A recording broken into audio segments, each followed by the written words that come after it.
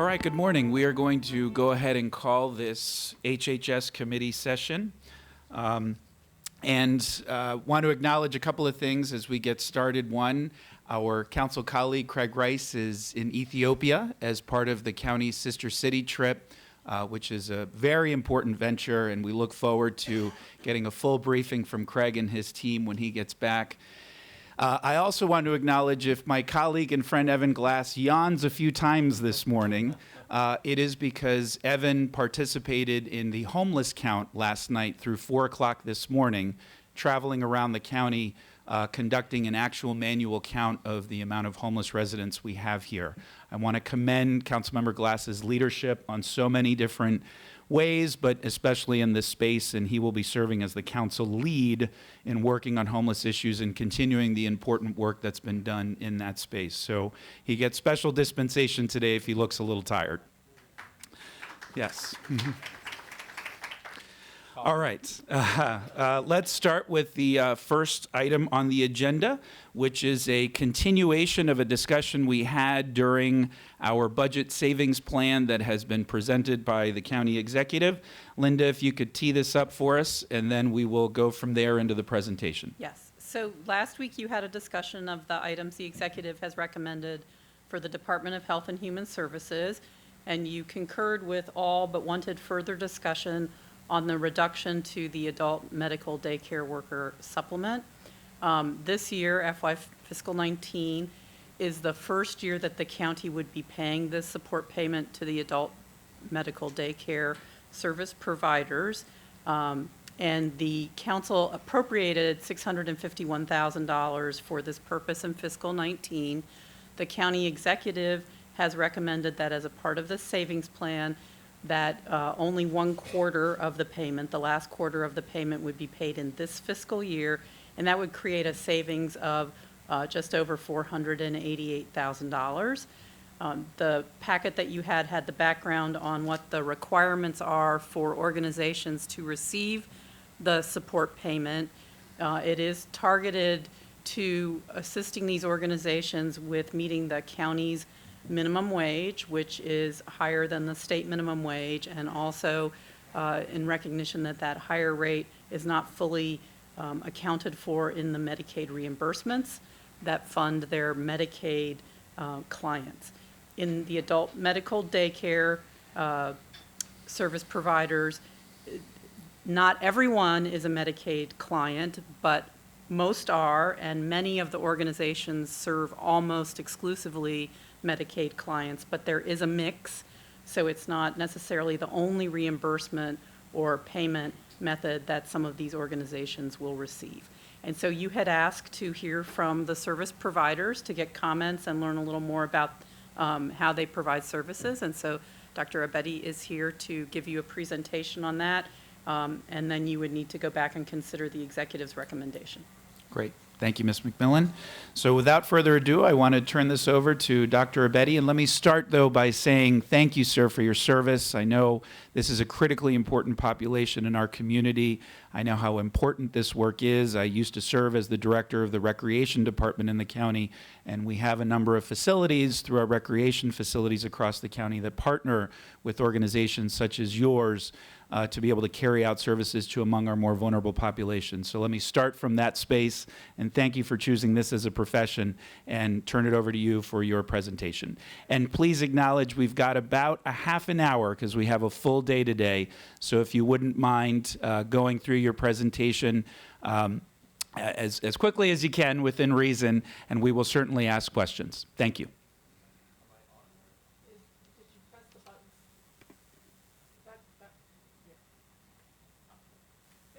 Good morning.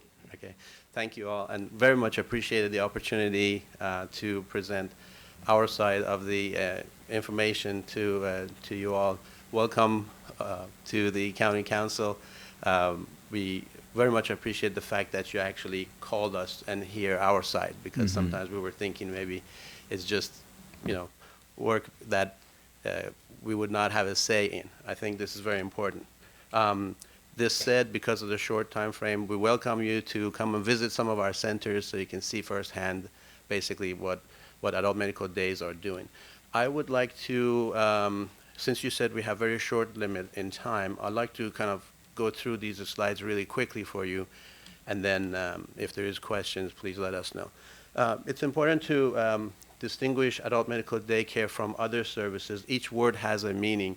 So the word, a lot of the programs, as you know, have a range of age limit that they apply to, for example, from developmental disability groups and so on.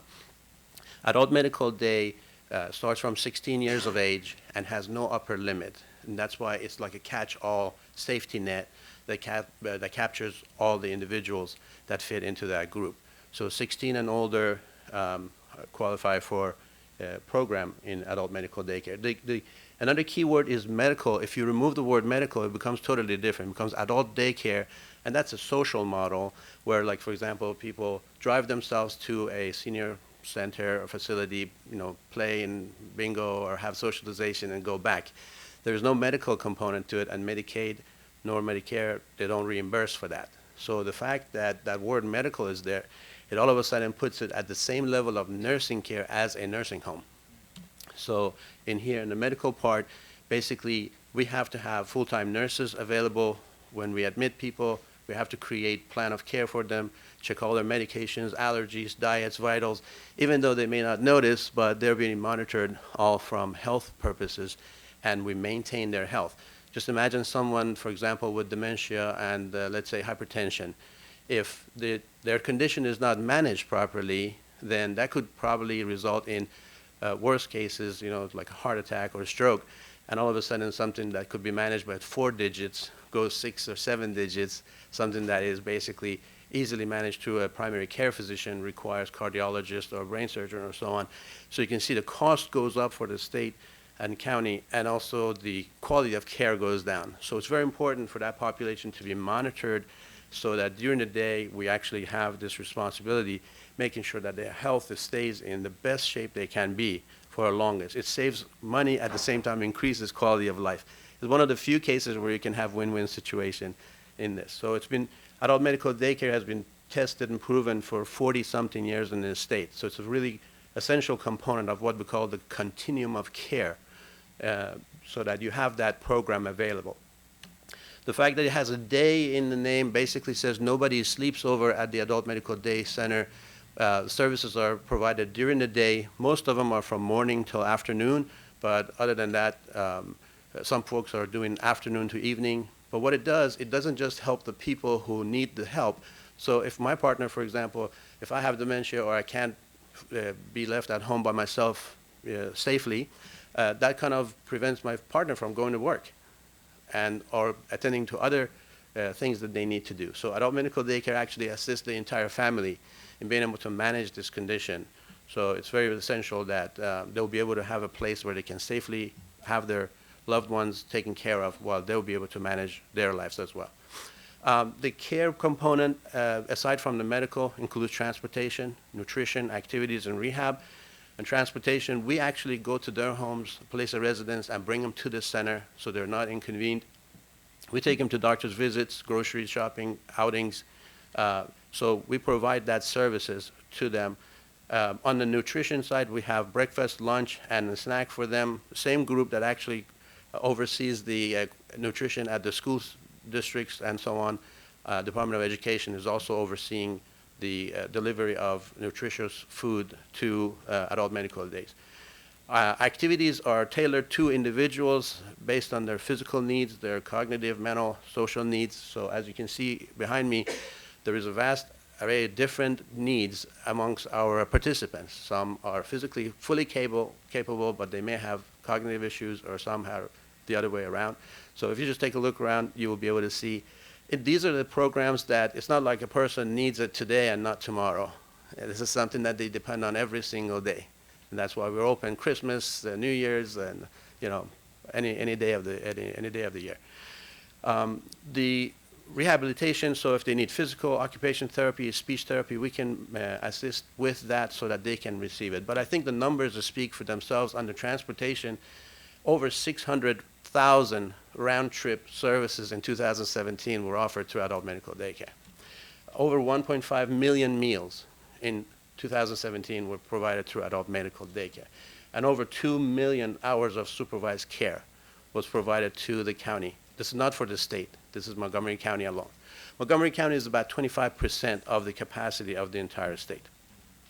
So this is not a small program. In fact, if the county wanted to create this, probably would take over 10 years, maybe more than $150 million for them to be able to generate that. So this is a phenomenal, important thing. So basically, we provide a safety net for better care to the county's most vulnerable population. If you go to Medicaid, just as Linda mentioned, Medicaid is our primary source of funding. And this diagram here kind of shows you how this process is narrowing down the services to the most needy. Not only the individuals have to have Medicaid cards, but they have to then go through a program which identifies that they are medical need and financial need. And so all three of those is required before they can get a medical day waiver. Once they receive the waiver, they can attend adult day. And over here, you can see on the slides that other waiver programs, such as adults with traumatic brain injury, model waiver, community options waiver, community first choice, DDA programs, the CPAS program, they all basically have adult medical day as a way of basically assisting them in their services. It's a very, very mature program. There are two organizations within the State Office of Healthcare Quality that manages licensing and compliance based on Kumar 101204, and then also Maryland Department of Health, which deals with claims and payments for that. So it's a very, very well mature program that's been working for a long time. So as a final step, in order to escape the cost of these, another reason why medical daycare is really important is that the program costs much less than nursing homes. A nursing home visit could be about 3 to 10 times more expensive than an adult day. But nursing homes have their own place in the continuum of care. So for example, if somebody gets to a point where they need 24/7 care, they can't really be taken care of at home. In that case, you go to a nursing home, you need to have it, hospice and so on. But if you don't need 24/7 care, if you don't manage that person's health properly, then they'll get really, conditions can get really out of hand. That's where medical daycare can, for example, for some folks who get into disability early in life, could be their only choice for the rest of their lives. So it's a long, long time that they can be in medical day. We have some samples and some images and so on for you without their identity revealed, but so you can see. So anyway, medical daycare centers, there's about 120, roughly, medical daycare in the state of Maryland, 17 or 18, depending on when you're counting. Of them are in Montgomery County, but this 18 are providing 25% of the care. I think we have representatives from adult medical days across the county here. If you don't mind, you can raise your hands. If just quickly, can you tell us where you serve, how many people you serve? Good morning, Councilman. My name is Chris Morris. I represent Mentor Health Network. Throughout Montgomery County, we serve about 500 disabled adults every day. We employ over 200 staff members, all of them almost full-time every day. Thank you. This program is very beneficial, or will be very beneficial to us, as Abshin is certainly explaining with the variance in the minimum wage across the state. Great. Thank you. Good morning. My name is Elizabeth Barnes. I'm the Senior Director of Adult and Senior Services, and we have a program down in Silver Spring, right almost in the park, and we have a capacity of 91. Great. Thank you.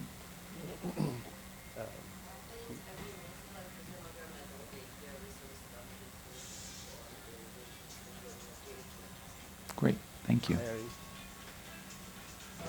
Peter Chow, I'm the Director of Jazz and Medical Daycare. We serve out of Germantown, Maryland, have about 140 patients with about 27 employees. Thank you. Hi, my name is Steve. I'm from CCACC Adult Medical Daycare. Our Executive Director, Chishan Lee, is over here. So our license capacity is at 300. We have now served like about 220 seniors, most of them like Asian Americans. So our employees like almost like 80. So I have a lot of population to serve our seniors. Thank you. Good morning, my name is Mary Mo. I'm the program director for A+ Adult Medical Daycare Center. We're right in Rockville And we serve 150 participants at daily basis. Currently, we have full-time plus part-time employees, 50 employees in our center. Thank you. Good morning, and my name is Leila Abedi. I'm the director at Loving Care Adult Medical Daycare. We have 150 parents, and we have about 30 employees. Fantastic. So without taking further of your time, usually 7 a.m. to 2 o'clock in the afternoon is the busiest time in an adult daycare life. And the fact that so many of the leaderships of these facilities made themselves available at 9:30 in the morning, Wow. that kind of tells you how important this is for them. So minimum wage increase, as we mentioned multiple times to the county council, it is raising the cost faster than Medicaid can reimburse us. And during that transition period, we really need the county support. And so we will continue with that. Thank you all very much. If you guys need to take the individuals back home, please feel free. We don't want to hold them here, but so thank you very much. So we go forward. Any questions so far on adult days? No, you're doing a great job. We got about 15 minutes left. Okay, let me go here to this slide. This slide is the key slide. It shows the reimbursement rate for a day of care. If a person comes to our facility for a day, we get a flat fee. It doesn't matter if they need, their level of care is high or low or so on. So whether they're wheelchair-based or not, they all will receive a flat fee. It's very, so if you notice in 1997, we were getting upper 50s. And the curve here, I don't know if it's visible, whoops. You can see the curve from 1997 to 2006. It has a different growth slope than it does from 2006 and beyond. 2006 and beyond is almost flat. So in the Obama administration, they started reducing the reimbursement rate to a flat rate. And so for a decade, these programs have been underfunded. If they hadn't done that, we would have to be reimbursed in the 90s per day, per individual. We're in the 70s still. So if you look at this graph here, it shows we're 1.5% average growth in the past 20 years. If you look at the red line in the bottom, that connects the first number from 1997 to 2016, and look at that, it's about 1.5%. So it's never been more than 2%. This table here shows the problem, underlying problem. If you notice, in 2009, we got $73.27. In 2010, they reduced it by 2%, then reduced by 1%. Then they gave back the 1%, gave 2.5%, then 0%. So 5 years is nothing, while inflation is still going on. So they keep adding and subtracting. And if you notice, the CPI column shows that if we had followed just the CPI-U, we would be in $95.51 range. So this is the underlying background. And then on top of that, we ended up with the minimum wage increase, right? So these are the reasons why adult medical days should be considered differently than other businesses. Number one, regular businesses can, and this was one of the premises of Mr. Eldridge's assumption, you can pass this increased cost to others, to the consumer. We can't. Medicaid does not allow us to charge them. So fundamentally, there is we're out of the norm. Right. Regular businesses have the option to reduce their labor cost, maybe include technology or other means to reduce the labor cost. We can't. We have to have a staffing ratio per Kumar. You don't want to have Mrs. Johnson come over there and nobody to care for. So let me just kind of like basically, I think I've provided this. I don't know if you guys had a chance to look at this presentation prior to the meeting, but in order to save some time, I can basically just move on to 3 more slides over here. In 2017, January 2017, County Executive Ike Leggett vetoed Bill 1216. And one of the reasons for that veto, as was explained in his language, I can see over there, it says, another example of financial impact of the increase in minimum wage comes from our Medicaid providers. I will send you separately a letter and data I received a few days ago. In sum, they estimate that the move to $15 will result in approximate 5.5% increase in the cost of operations each year. So multiply by 6 years and you'll get our overall increase in labor costs. Unlike some businesses, Medicaid providers cannot legally pass these increases on the consumer and will be unable to absorb the significant increased costs. This was county executive vetoing Bill 1216, telling him, address the Medicaid issue if you want to have my signature. So this was not an unknown thing. We had shared with them the cost increase, the tables that were provided. Here, I presented exactly myself and Tim Wins from the Interact DD, we both made sure that the county councils know that if you increase minimum wage, certain programs will need to be supported, and we gave them the numbers. So it's not like they wake up this morning and say, oh, all of a sudden we're out of the budget. No, Right. This was well known. We showed this table to Mr. Elrich. In 2014, sorry, all these numbers look everywhere, but if you look at the first column, 2014, next to it, it shows the minimum wage of 2014. And then 2 columns later, labor cost shows 10.4 million was our labor cost portion. If you go to the next row, you will see that going to 955 is a 19% increase in minimum wage. It costed us $2 more million. On the right-hand side, second to the last column over there, it basically shows we had a 19% of our total pie chart was for labor, direct labor. After minimum wage implementation, it's 31%. None of these businesses are operating with margins like that. So we told them that if you don't provide support, Medicaid usually has 1-2% increase on average. There's going to be a transition period where we're going to be really, really, really crunched. And he said, we're not going to be able to go back in 2014. Give me this table for 2018. So we went and gave him a table that shows the 2017, 1150, and then, so we had to eat $4 million right there because we were already too late to the table. That shows 651,000 was the portion for going from 1150 to $12. This was shown to the county executive. The county council agreed on this, and we received it. But there was no methodology at the time to pass this increase to us. So we had to work with the Office of Aging to basically help them develop that methodology. So we've been working with them hand in glove. And if you look over here, we had to help them, and we developed the methodology. We did the criteria and parameters. We obtained what we call QPD, which is Qualified Participant Day. We gave all the data we had from 2017, how many people we have served, and they were able to find out which center should receive what percent of the 650K. They established the contractual language and finished the legal review. Then we didn't hear much. So we contact and so on, and we find out that it's on hold. In other words, if you look at this diagram, it basically says everything is ready. All it needs is a signature.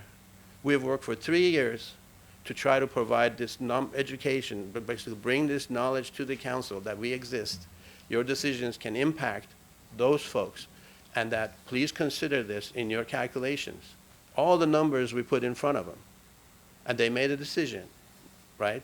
So now when it comes down to reimbursing us, we were always told that we're going to build this program, you're going to get back reimbursed for these months that takes to build the program. Now all of a sudden they're saying remove it.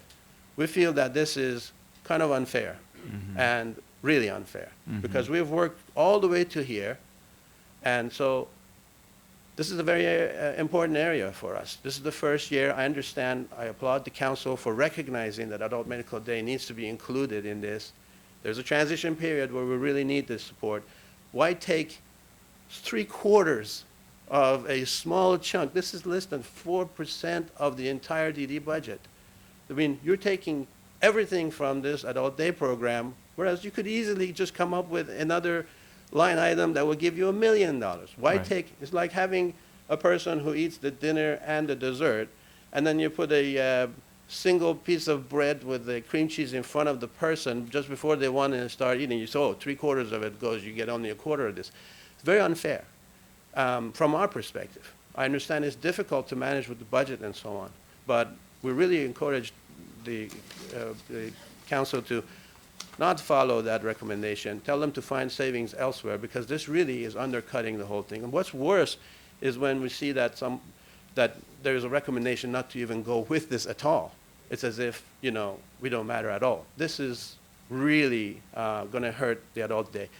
Your policies here will impact the ability of county to handle individuals that don't fit into current programs.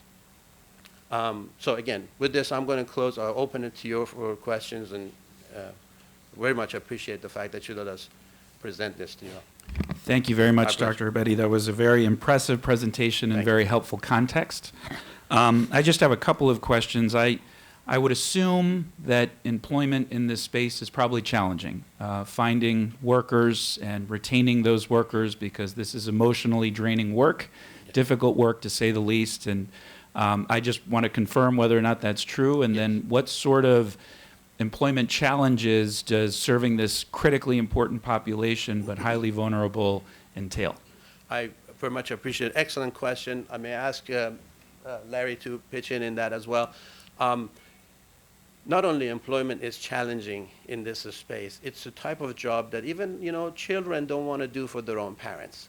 It's not necessarily a type of job that is really attractive. Somebody would prefer to sit there as a lifeguard and get a minimum wage, as opposed to have to do everything that goes with this job. So people who are here are truly in it for care. There are two issues that we have, and both of those are basically as a result of county council vote, if I may just be absolutely honest with you. One is the minimum wage increase, which brings it here. Another one is increasing to 125% minimum wage for a particular group. I mean, we are all serving the same, basically, pool of people, more or less.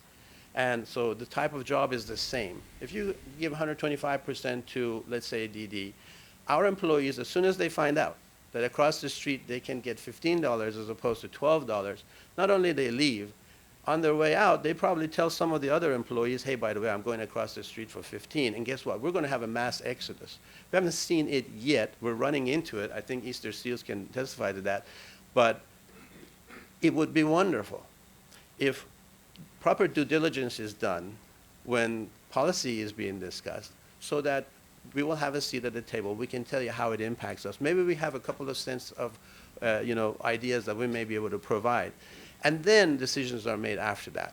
Not that we actually have to, we don't have funds and so on to be able to hire like expensive lobbyists and so on so that they can chase everyone down and we miss an opportunity and there goes our things.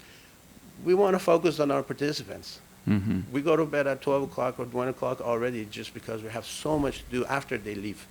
So we really appreciate considering us kind of on a even ground when it comes to policy matters with DD as well. Larry, did you want to mention anything on labor? Larry Bram, Vice President, Easter Seals.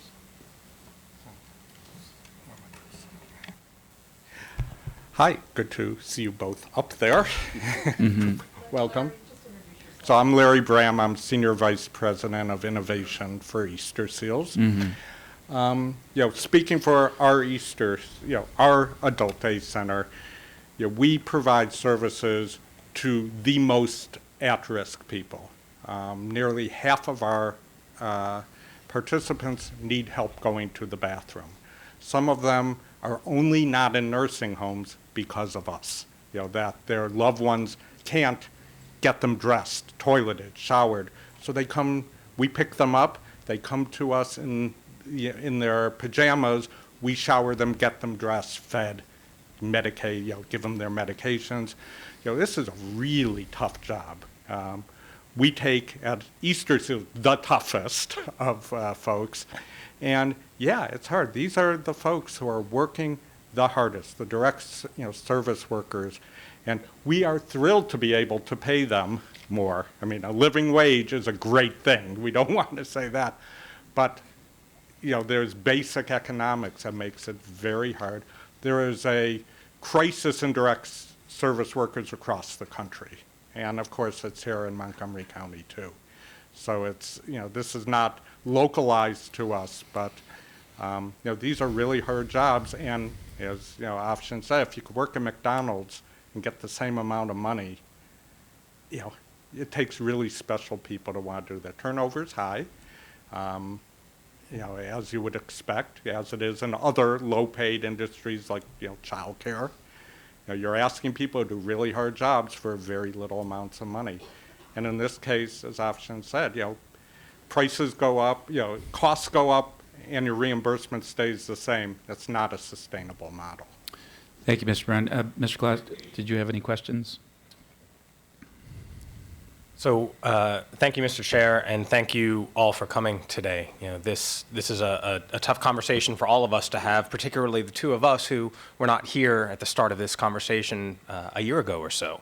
And so the catch-up that we've been having to do, not only in figuring out the path forward with this plan, but upon taking office, trying to figure out how to cut $44 million from the budget.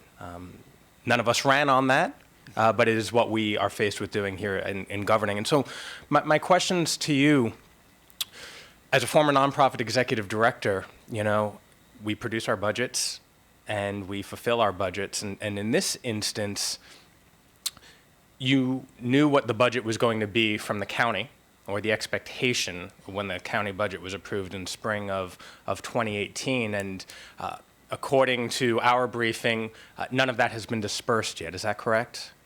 So what the county executive is asking to do is instead of paying the full amount, pay forward only a quarter of it.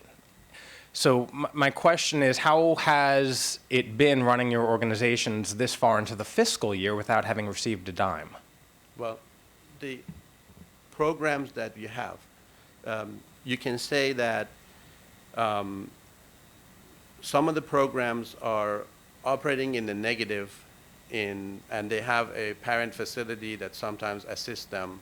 Some of the programs have some reserves, but they need this. When you look at $12 and $15 minimum wage, none of them would be able to survive at $15. So just because we've been able to hold our breath till today with the hopes that we're going to be brought whole, that doesn't mean that all the programs are healthy and it's hunky-dory. I mean, if you look at Developmental Disability Group, just the change in their budget from last year is $2.5 million. And we're basically the same services and pretty much, on the same population group. One group is receiving, $17 million, and they're not getting a cut.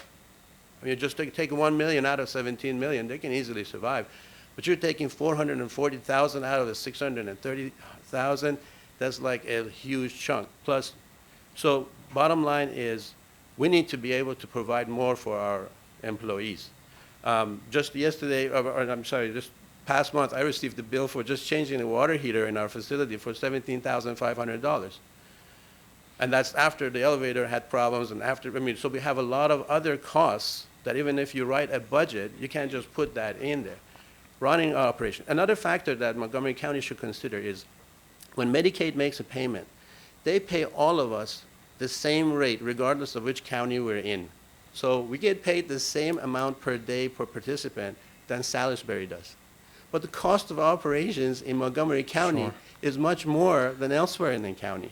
And so we can beg, borrow, and steal, but the policy has to be fair, and obviously Montgomery County knew. And I understand the discrepancies within the state, and I'll be very blunt in saying that this issue might be resolved in Annapolis this session, in the coming weeks and months, if the state adopts a $15 minimum wage. I very much appreciate it. So let's look at this slide over here. Unfortunately, we're going to have to wrap up because we have a packed agenda, but if you can quickly present this slide, and then we're going to have to move on. I do have some comments to make before we move on. Yes. In 2000, I've heard, and I haven't been in Annapolis, but I've heard that they're thinking of going to $12 and then $11 and then increase by $1 each year thereafter. So if you look at the red dot over there, that basically says this is $11, 12, 13, 14, 15, and the one above it is Montgomery County. There is a gap no matter how we look at this, and this is just the minimum wage. That doesn't mean Medicaid responding. Yep. We asked the county council to consider the gap funding for the period where this happens. And we can discuss more details in numbers and so on as you wish. Well, Dr. Abedi, I can't thank you enough. Again, I want to thank you very much. End where I started, which is thanking you and all the providers that are in the audience. I know how challenging this work is, particularly as we serve the most vulnerable of our populations. and I know the holes in the system, having come from the nonprofit sector.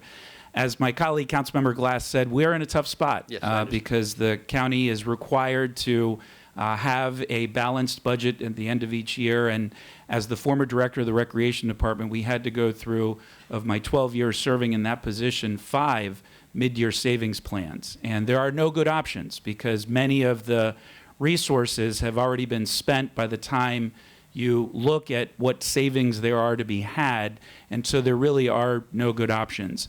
I believe you've made a compelling argument, and I completely concur that we must sustain the program moving forward and that it be made whole for the next fiscal year. Unfortunately, because there are no great options, I, for the moment, am going to have to accept the county executive's recommendation for at least a quarter's worth of funding, and unfortunately not the full amount, because I just don't feel there are very many good options at this point. I also want to encourage conversations with my colleagues in the legislature in Annapolis, because my understanding also is that Governor Hogan had a productive conversation with our county executive regarding tapping resources to be able to make the entire system whole vis-a-vis the state, acknowledging that this is something that we must pursue. I also do want to be fair to my colleagues and council staff and understand the concerns raised with the sustainability of this effort and acknowledging that this is not the only important group that is impacted by the raise in the living wage and minimum wage. But I think at this point, my vote will be to not zero out the program as was recommended by council staff, but that we do play the final quarter, but that we continue this initiative next year, but aggressively work with the state to make it whole. And I'd also like a follow-up conversation to see what more the county can do from a support perspective beyond just the salaries. Where are there partnerships and alliances that we can help connect these incredible providers to help enhance services, to help better leverage existing resources. And the final thing I'll say for now before deferring to my colleague, Councilmember Glass, to see how he would like to vote on this matter as well, is acknowledge that there are third-party funders, foundations that historically have not invested in our county because they perceive that there's a lot of affluency here and not a lot of need. That could not be further from the truth, and this is further evidence of that. So with that, my vote will be to go with the county executive's recommendation. I defer to my colleague, Councilmember Glass. Thank you so much. This is a painful conversation. Yes. And there's a lot of work that we have to do, and in working with you all to figure out this path forward. I appreciate my chair's acknowledging that the council itself and council staff have disagreed on this. And I appreciate you pointing out that this is an unintended, if I could use that term, unintended consequence of an increase in the minimum wage, and one that really didn't get a whole lot of recognition during that very emotional conversation. Yes. But it is one that we have to tackle, one we have to talk about. I do disagree with staff recommendation, with all due respect, that this program be zeroed out. I do understand the importance of it in the context of providing a talented workforce to do yeoman's work that all of you do. And that said, we have a fiscal responsibility. And in all of these conversations that the council is having right now, because I was not here during the creation and approval of the FY19 budget, I am at this point in time giving deference to the county executive who was part of those conversations and has duly been elected to make this course correction that's required. And so it is unfortunately because of that I too will agree with his recommendation, but I associate myself with everything my colleague, Councilmember Albanaz, said, that this is the first conversation with us. And I invite you to come back and engage and figure out how we can do better in the future. Absolutely. And I would like to come and visit the program personally, so we will. Absolutely. And I have been to Easter Seals, but would love to come back and certainly try to visit some of the other providers as well. Thank you very much for the presentation. Thank you all very much Appreciate for understanding. Have a great day. Mm-hmm. All right, we're on to the next item on the agenda, and if I could invite Ms. Vicki Buckland, Acting Director of the Department of Health and Human Services, Susie Sinclair Smith and Swati Shah from the Montgomery County Coalition for the Homeless, Mr. Stacy Spann, Executive Director of the Housing Opportunity Commission, Jenna Umbriak, Director of Programs at Manna Foods, Judith Clark, Founder and Executive Director of Women Who Care Ministries, Beth Makel, Chief of Staff at A Wider Circle, Shane Rock, Executive Director of Interfaith Works, and Ann Mazur, Chief Executive Officer of Every Mind, and Anna Hargrave, Executive Director of Greater Washington Community Foundation. And I know there are other representatives in the audience representing incredible providers who are also doing work in this important space. There's only so much room at this table, but as we continue the dialogue, there will be opportunities for people to make comments, and so I encourage you to sit behind my colleagues who are sitting at the front row in case there's something you want to chime in on, because this is an open dialogue. I want to begin by thanking all of you for coming on such short notice. I know that we just made this request a little over 48 hours ago, but obviously as the crisis that has transpired at the federal level has progressed, we have become acutely aware of the challenges, not just on the residents and federal workers who are directly impacted by this unbelievably ridiculous issue and man-made crisis, but also that our providers are being stretched and that this is causing a ripple effect that is growing ever so fast by the hour even. And so we want to have a conversation about the impacts on what both you're seeing in the community for your clients, but also for you as organizations, and what you are doing to, as best as we all can, plan for this unfortunate and ridiculous situation that we find ourselves in. I also want to begin by just stating that my heart is in the nonprofit sector. I worked in the nonprofit sector for the better part of a decade prior to working for county government. I know that every day you, without crisis like this, try to make $1 out of 75 cents. I know your work is thankless, and I know that it is 365 days a year, and that you are never not on call. And you are a critical player in ensuring that we have the social safety net that we have here in our community. And I just want to personally thank all of you for your work, not just on this critical issue, but all of your work on so many different issues all year long. I'm familiar with it, and I appreciate it. I also just want to state how frustrating it is that we are having to have this conversation in the first place. The lack of leadership coming from our president is shocking. Unfortunately, not a surprise, and we are collateral damage, as we have seen. And every hour that this shutdown continues to negatively impact our communities in both ways that are large and small.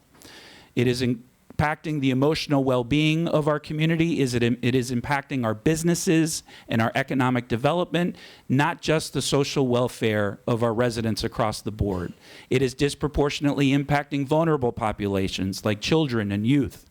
And it is just a disgrace what is happening at the federal level. And so need to get that out, but my glass is normally half full, and it will be today, because I want to hear more about what you are all doing, what you are all seeing, and see how we can better coordinate services moving forward. I want to defer to my colleague, Councilmember Glass, to see if he has any opening comments as well. My glass is always half full. Yes. It's a shame we have to have this conversation. And the irony, I know, is not lost on all of us that at the same time we just had a conversation about cutting funds from the budget, and the reality that we don't have enough money in the county to provide for everybody who needs, and yet here you are, and you're being asked to do more. And it is not because of our design, it's because of folks down on Capitol Hill.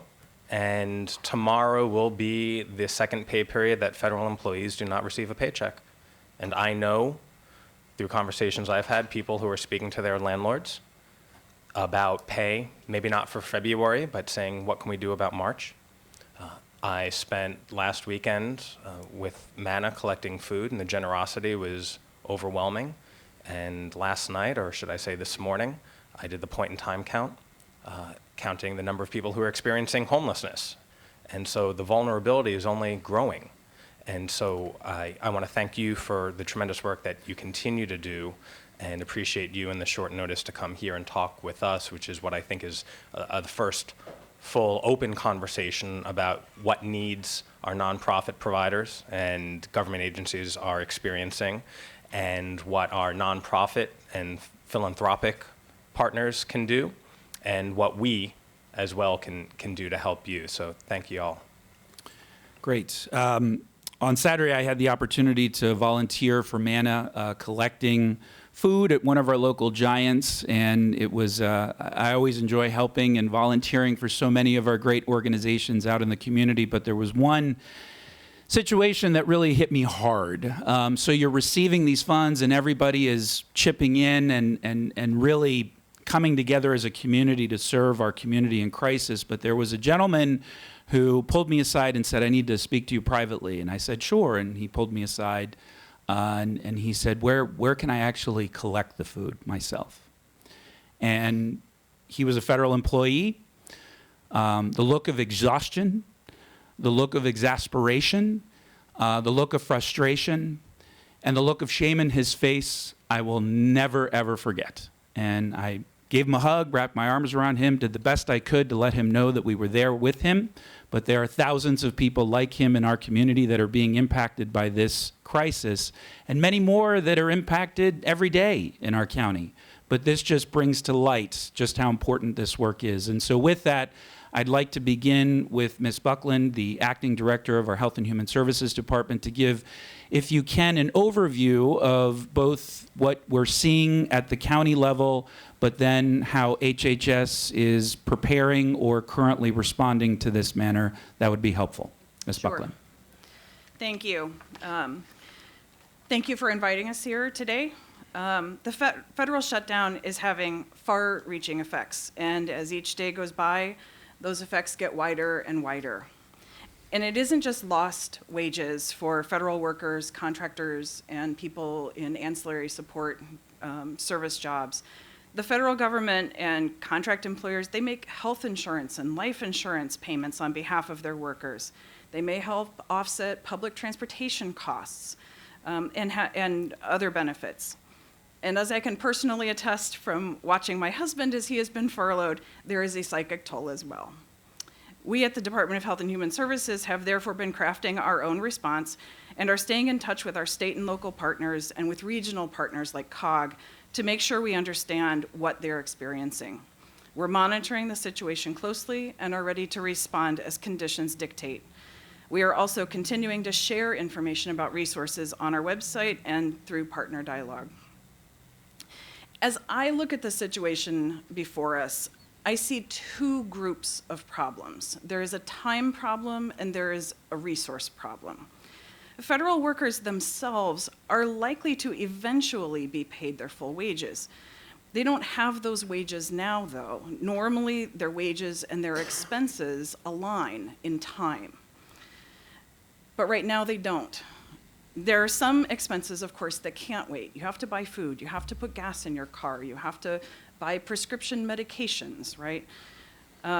But if we can help federal workers delay rent, mortgage payments, car loan payments, utilities, things like that, that gives them time until those paychecks arrive again.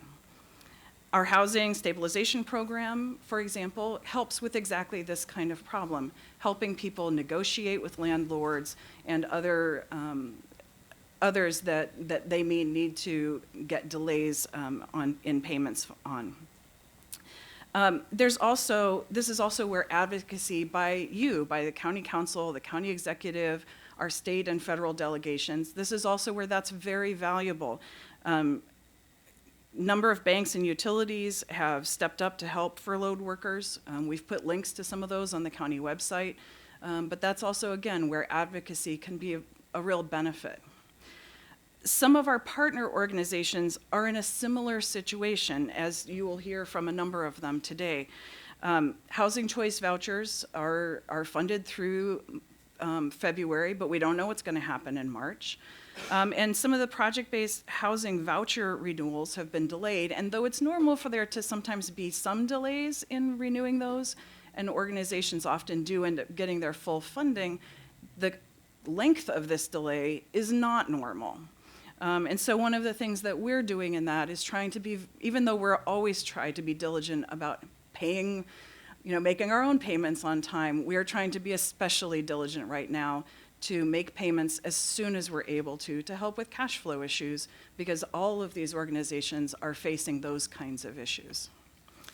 So that's time. The other problem is resource problems, right? And though federal workers are likely to receive back pay, contractors and people that work in support services are not. This is that is a reduction in their income. So, of course, we provide a lot of benefit services ourselves and on behalf of the state. The Department of Human Services at the state has been a very good partner for us during this process. I can let you know that the temporary cash assistance and temporary disabilities programs are not affected by the shutdown. People can access benefits like normal for those programs. Our staff did end up working weekends this month to get over 800 SNAP benefit applications and redeterminations in place so that the state could draw down the full amount of federal SNAP benefits. Those have gone out early to folks, so part of our communications challenge has been to make sure people understand that they're getting 2 months of benefits at the same time, so they know how to budget that. New SNAP applications actually are still being accepted, and they're being paid out of state contingency fund. That's through February. I do not know what's going to happen March and later, but at least for now, people, despite the fact that we are not able to draw down additional federal dollars, the state has stepped up so that people can still access SNAP benefits. We have not, however, received guidance from the Maryland State Department of Education about child care subsidies. We have reached out to that department, and we have also been in contact with our legislative liaison to help get some answers to eligibility and the state's plans. That, of course, is critical for us, not only so that we can tell our clients what they might be eligible for, but so that we can also craft our own response knowing what the gaps are. So it's very important for us to get those answers from the state, and we will continue to work to try to get those answers. In addition, as I said, there's a psychic toll that happens with families, and our crisis center is literally open 24/7 for people who may find themselves in crisis. We're also monitoring child abuse and neglect calls and calls about potential financial exploitation of adults. As families continue to experience stress, that shows up in a lot of different ways. And so we're trying to keep our hands around that and to respond as conditions are needed. We have not seen a big uptick in requests for services or effects like this yet, but I do know that some of our partners here have started to see those effects, and they'll be able to speak to that themselves. Tomorrow, as you noted, is going to be the second paycheck that people miss. And of course, we're coming up on the big sets of bills for rent and mortgages and stuff like that. All of those are going to start putting people in much more of a crisis situation. So we do expect to see increases here in the not too distant future. The circle of effects keeps getting wider. And as time goes on, every time it feels like that I turn around, there's something else that people are worried about, are experiencing, are trying to prepare for. And so I do think that it's important for us to acknowledge that no one has their hands around the full scope of the potential effects, because that circle just keeps getting wider and wider. And so it's important for us to stay in contact with each other, to share our information, and to help each other as the best we can. So the department, we continue to do a number of different activities to prepare and to stand ready as we start to hear things from our partners and from our clients themselves. And we will, of course, keep the council up to date as we know things. Thank you. I just have one question. I have lots of questions, but just one question for now because I want to make sure we hear from all of our providers. But my understanding also is that after this paycheck, the health insurance that would normally be deducted from people's paychecks will now have to be paid from cash on hand to sustain that insurance. Could you talk a little bit about what the anticipated impacts of that are? And have we been in conversations with our insurance providers regarding that particular issue? That is my understanding as well. We have not to date been in contact with them. I think one of the things that that we're concerned about is this is again a time issue, right? Which is kind of why I mentioned that up front, that that is one of the things that employers do, and that I'm sure folks right at the beginning didn't think about. Not only that they're going to have to still pay those premiums now without a paycheck, but if they want those to continue, they potentially have to pay the employer side as well. That is outreach that we need to do. I'm concerned about the idea of people having dropped insurance and then potentially having to go on to see if they qualify for Medicaid or QHPs and having to change back again. It's a tremendous amount of disruption and leaves people very vulnerable, particularly those who have ongoing issues. So that is one that we will be following up on. Great. Councilmember Glass, do you have any questions for Ms. Buckland right now? Okay. I see that my friend Stacy Spann has arrived. Stacy, if you could come to the dais, because we're starting with our county and state agencies, and then we will be going into the incredible work of our providers. But Mr. Spann, if you could give an overview of what currently HOC is seeing, both how this is impacting you in the micro and the macro, and your concerns, and what you are doing now to prepare as we continue to go further down this road. I first want to say thank you for allowing me to be just a few minutes late. Thank you. For the record, my name is Stacy Spann. I'm Executive Director of the Housing Opportunities Commission of Montgomery County.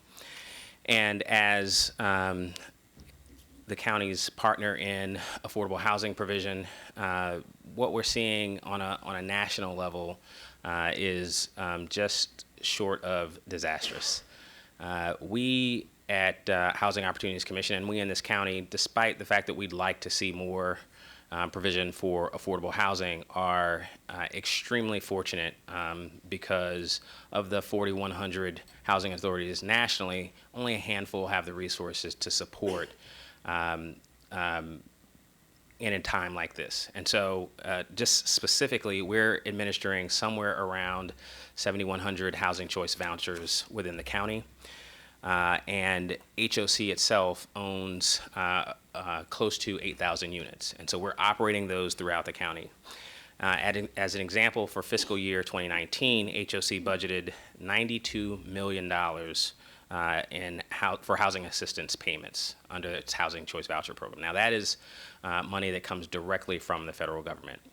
The little-known fact is that 94% of that money goes to local landlords and supports persons in this county. So we're talking about just for a moment, $81 million, and for those payments to be missing for even a month causes a multiplier effect, and it ripples throughout this community.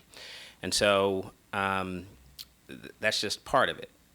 We still operate, for the time being, a few public housing units, technical public housing units. And so there's another $1.4 million in operating expenses for persons who are housed in public housing units. So as we've talked to colleagues around the country and been in touch with our trade organizations, what we've noticed is that these housing authorities are already seeing the impact because the most vulnerable populations are subject to eviction and other actions. right? It's not simply the eviction, it's the fines, it's the arrearage, on and on and on. And so, in this fortunate county, our average voucher holder earns $19,000. So just a missed payment winds up putting them in the most precarious position ever. So we're talking about if it's a month of issue, then we're seeing negative credit reporting. And so that means that persons are prevented from being housed into the future, potentially prevented from being employed, et cetera. And so our payments, which are averaging somewhere around, they're over $1,000, they wind up supplementing these folks' income, okay? So we're currently trying to use every tool in our disposal, and we actually have a partnership with the National Low Income Housing Coalition. Nearly 750 project-based rental assistance contracts nationally have expired. Right? Those are responsible for housing over 27,000 people. Those are seniors, persons with disabilities, and some of the lowest income families in our nation. Right? And these impacts are sometimes irreversible. The 221 Section 8 project-based rental assistance contracts that have expired, the failure to renew these will affect around 12,000 low-income households, right? Roughly 2/3 of those are seniors or persons who have disabilities, and they are impacting households with incomes of less than $13,000 a year. Okay, so how does that work, right? What are we doing to support the more than 15,000 Montgomery County residents we serve?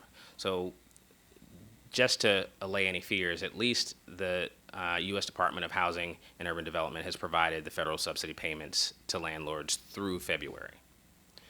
After that, well, who knows? And the fact of the matter is there is no continuing resolution at this point. And so just yesterday, our commissioners approved a resolution to allow us to access our line of credit with PNC Bank. And so our partners at PNC Bank are expediting the necessary internal approvals on their side so that we can actually cover the housing assistance payments that would normally be funded with the federal appropriations for a housing choice voucher program beginning March through May of 2019. So that's 3 months. Okay, and you know, I just want to note again how extraordinary that action is. Most housing authorities across our nation do not have that ability, and certainly they don't have the banking partners we have. In addition to that, we're encouraging housing choice voucher customers to reach out to our team directly if they've been impacted as a federal worker or contractor. The program rules actually allow for households to ask for a temporary decrease in their tenant rent contribution because of a loss of income. And so the subsidy paid to the landlord would increase by an equal amount to ensure that the allowable program rent gets paid. HOC is providing customers with forms to certify their income decrease to ensure that the tenant contribution reflects their current income, and is processing these requests as quickly as possible to make sure the landlords receive the proper amount in rent subsidy from HOC, making sure that these families are stably housed. Now, this is not without its challenges. So I want to say on record, we're going to get a couple things wrong in this process. But I want to note that we actually shouldn't be in this situation, right? The citizens of Montgomery County, in the shadow of our nation's capital, should not be in this situation. And so with the multitude of properties that we own, we're also working with those partners to ensure that customers are able to create repayment plans for those federal workers and contractors who are also impacted by the shutdown. And this means that those impacted residents in our properties will not face evictions or late fees. We've sent notifications to all of our properties. We did that on January 13th. And we're fortunate that we've actually been reached out to by other housing authorities, and our neighbor in Fairfax County has decided to actually adopt the same practices. So that sort of gives a little bit of what we're trying to do. Thank you very much, Mr. Span. I appreciate all the efforts. Obviously, the impacts are acute and raw and real right now, but it does sound like we can limp along through February, but we fall off the cliff after that. Is that, Jace, basically what I'm hearing you say?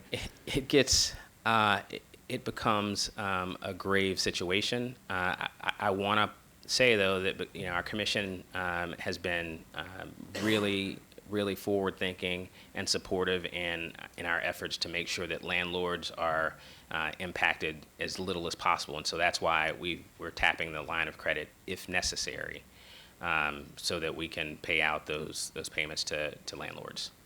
Great. So, Councilmember Glass. Thank you for that. Thank you for that update.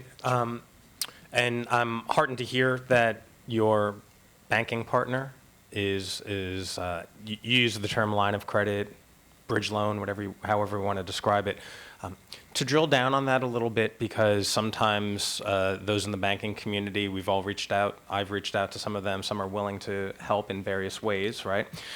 But while it sounds great and we're all appreciative of what they're doing, they're still charging interest, I presume. Can you talk a little bit, if you're so inclined, because what I want to drill down on is still the cost of doing that business, even though loans are provided? yeah, Councilmember, that's an excellent question. I want to first point out that PNC is our preeminent partner. We've done really good business with them, and the rate at which we're charged is significantly lower than we've seen across the nation for this product. These lines of credit we have in the event that we have an issue like this, but also if there's an acquisition that we need to move quickly on, and specifically for those real estate reasons. What they did was allow us to modify the terms just slightly so that we could use them for this purpose if necessary. And yes, there is a cost of doing business. It is, when I tell you it's low, I'd actually decline to, obviously if you insist, I will, but and that was the nature, the sensitive nature of the question. But again, it makes me feel good to know that they're working with you. They're doing, they're assisting, and quite frankly, the two other aspects being people aren't necessarily acknowledging the business nature Sure. that the banks have to operate Absolutely. under, but that they are doing some good things. Yeah, these are look, this is a publicly traded institution, so the return requirements from investors don't stop. The regulatory requirements don't stop, and so for us, for HOC, there's a cost, and so there will, if we have to draw down, there is some level of financial exposure, but the fact of the matter is that. And our commissioners were thoughtful about this and direct in their questioning as well. But the cost of doing business relative to drawing down on a line of credit, or the cost of business having folks evicted, subjected to fees and arrearages, and destabilized, there's really no comparison. And I'll just conclude by saying that if we have our national banks, local banks, and credit unions stepping up to the plate and doing what's right for the broader community, it would be a welcome development. No pun intended. Great. Thank you very much, Mr. Span. All right, what we're going to do next is we have a series of excellent providers. What I'm going to request is that you each give about between a 2 and maybe 5-minute presentation and overview of what you're seeing within the populations you're serving and your clients, how this is impacting your work administratively and organizationally, and what plans you are taking to help as best you can address the situation. And then I suggest that we then ask questions of the group as a whole. If one of you in the audience, who's one of our incredible providers that are out there, hears something that isn't mentioned or discussed, but you want to make sure is highlighted, by all means, we want to present that opportunity as well. So why don't we start with our Montgomery County Coalition for the Homeless, and Ms. Susie Sinclair Smith. Thank you, council members. If you can press the button. Thank you both for this incredibly important and timely meeting. I'm sitting here, the glasses half full side of me feels wonderful that we're not in this alone. And we have been looking at each other like deers in headlights lately, saying, what are we going to do? But to realize that we have the support of our council and our partners, and that we are in this together. And I think a lot of us serve the same population. So I just want to thank you for this opportunity. The Montgomery County, I'm Susie Sinclair Smith, the Executive Director of the Montgomery County Coalition for the Homeless, and we're the only large nonprofit that's exclusively dedicated to providing homeless services. We serve about 1,700 clients each year. We run the main men's emergency shelter in Montgomery County. We have over 450 households, which means 800 individuals and 300 children who are no longer homeless in permanent supportive housing. And we also own about 120 units of permanent supportive housing through our affiliate, Coalition Homes.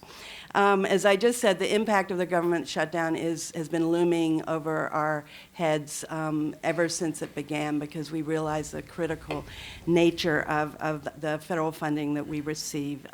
We have a $15 million budget, 75% of which is government funded, the 25% is the generosity of our community. $3 million is the amount that we receive annually from the Department of Housing and Urban Development. Of the 450 households who are in permanent supportive housing, 230 are in permanent supportive housing funded through another program that Stacy didn't mention. That's a HUD program. It's the Homeless Assistance Grants Program. That provides, every month, as I said, we get a check for $250,000, which gives us income to pay rental assistance. It pays for our case managers. It also pays for the operations of our organization. Our clients pay a third of their income towards rent. Most of those households are renting with private landlords. All of these households run the risk of returning to homelessness. I think Stacy did a great job of talking about the difficulties there in terms of members of our community losing their credit, losing their housing, losing their becoming just much more challenged. You're going to be hearing from Manna and others. Our clients receive food stamps, so there are other challenges to their budgets. We also receive funding for 20 individuals who are in our state safe havens programs, who have severe and persistent mental illness, who are living on the streets, living outside, who we bring inside and provide them behavioral health services, daily living skills, and they move on to permanent supportive housing. This is the population where cost studies have shown that if these individuals are experiencing homelessness on the street, it costs the county $45,000 in crisis services, whereas if you can move them into permanent supportive housing, it's $20,000 to $25,000. The other impact that this will have is on our organization. We always think of our clients first. But as I said, we receive $250,000 a month.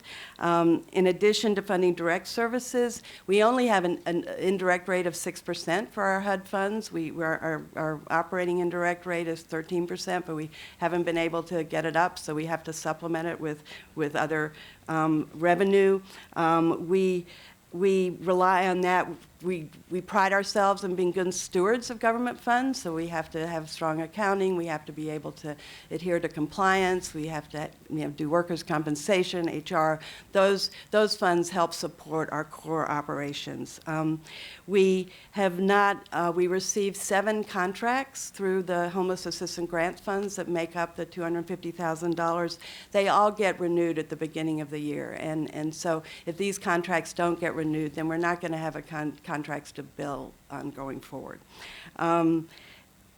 So our reserves, I just want to let you know that we are about to embark on our next strategic plan. One of our priorities has been focused on increasing our reserves, and this has painted a huge spotlight on it. Our reserves will barely last a month if we do not receive this $250,000 from HUD. We've been increasingly using them to cover cash flow issues, to cover the increasing cost of health care, workers' compensation, IT, and so it's the challenge. And we have not given our staff raises for 2 years, and they are not paid well, but are really awesome in the commitment that they make to their clients. Our affiliate, Coalition Homes, that develops and manages housing, receives funding from another HUD program, Section 811. They receive $15,000 a month for, and it's 811s for people with disabilities and permanent housing. It covers electricity, management, some rental assistance. We have not, our contracts lapsed there, so we're not receiving that funding. We always go to the community to help support our work, so the $2.25 million that's additional to our budget helps fill gaps in our budget. We get a lot of in-kind support as well. We had a good December, and that's when our community is most able to show their generosity in terms of their treasures, but it's January, and it's a less time when the community has less capacity, but also we have, as Stacy mentioned, we have a lot of government workers in the county who are probably worried about their own existence. We're really proud of the impact we've had in terms of, and we have a 97% housing stability rate. We've worked with the community to end veteran homelessness. We've housed 400 chronically homeless individuals and are very close to, we in MCC housed a third of those, but as a community, we're very close to ending chronic homelessness. We are embarking on ending family and youth homelessness, and this stop in funding just takes the wind out of our sails. We have received a lot of press lately. We were contacted by a reporter from WAMU 88.5, and they did a blip, and then the New York Times contacted us. We had a big story in the New York Times. Now Good Morning America, one of our clients, was on. There's great interest in this, and I think Montgomery County, again, is being highlighted. I'm having an interview with a Swiss news station this afternoon, and tomorrow a Japanese news station, so I think eyes are on what is happening here. The action that we have taken is that we realize this is federal funds, so we've tried to get ahead of things to reach out and engage advocacy with the federal government and let them know what the impact of this is. Stacy mentioned the National Low-Income Housing Coalition, which is a primary national group that advocates for affordable housing. The reason the New York Times reporter contacted us was that she said that the housing assistance grants are the grants that are the most vulnerable because they fund such a broad range of activities, and also they form the whole backbone of the housing assistance system in the nation. So we feel as though we're going to fall off the end of a cliff in the beginning of March. Our other major concern is our clients and our staff, and having them worry about losing their housing, losing their jobs, and we have done a lot to let them know that part of getting the word out is we're being proactive, and we don't believe they're going to lose their jobs because this is draconian and it can't go on any longer, but we are not sleeping well. So thank you very much for this opportunity to speak and share. Thank you. That's sobering testimony, but I appreciate you taking time. We'd now like to hear from Ms. Umbriak from Manna Foods. Good morning. My name is Jenna Umbriak. I'm the Director of Programs at Manna Food Center. I'd like to thank the committee for convening the panel, and thank you both for, as you already mentioned, participating in our MLK Drive this weekend. We appreciate the support. When it looked like the shutdown was not going to be just a few-day affair, as we have done in the past, Manna has waived income requirements for anyone impacted by the shutdown, whether that's federal employee or government contractor, or anyone whose livelihoods have been adversely affected in a more indirect way. We are only requiring proof of Montgomery County residency. We're not asking for people to show government ID because we know that the impact, as others have said, is far-reaching and in ways we probably aren't anticipating. As of yesterday, we've received 87 requests for food from households identifying themselves as impacted by the shutdown. This represents 164 adults and 111 children, so 275 individuals in total. This is approximately double the number of requests for services we typically get in the same time frame, and it's evenly spread throughout districts 2, 3, 4, and 5. Our CEO, Jackie DiCarlo, has been using the analogy of a tea kettle to describe the potential trajectory of the shutdown's impact, and I'll borrow it for today. The current service demand that we're seeing in light of the shutdown, we think of as the teapot simmering on the stove, and the kettle is just beginning to rattle. And as my colleagues have said, if SNAP benefits are not available beginning mid-February and into March, the whistle of that tea kettle will be shrill. Approximately 35% of our participants receive SNAP and depend on it, and if that is not available, their vulnerability will only increase. People who are already living paycheck to paycheck, who are not receiving those checks for the second time this week, will require assistance, and we are ready to serve.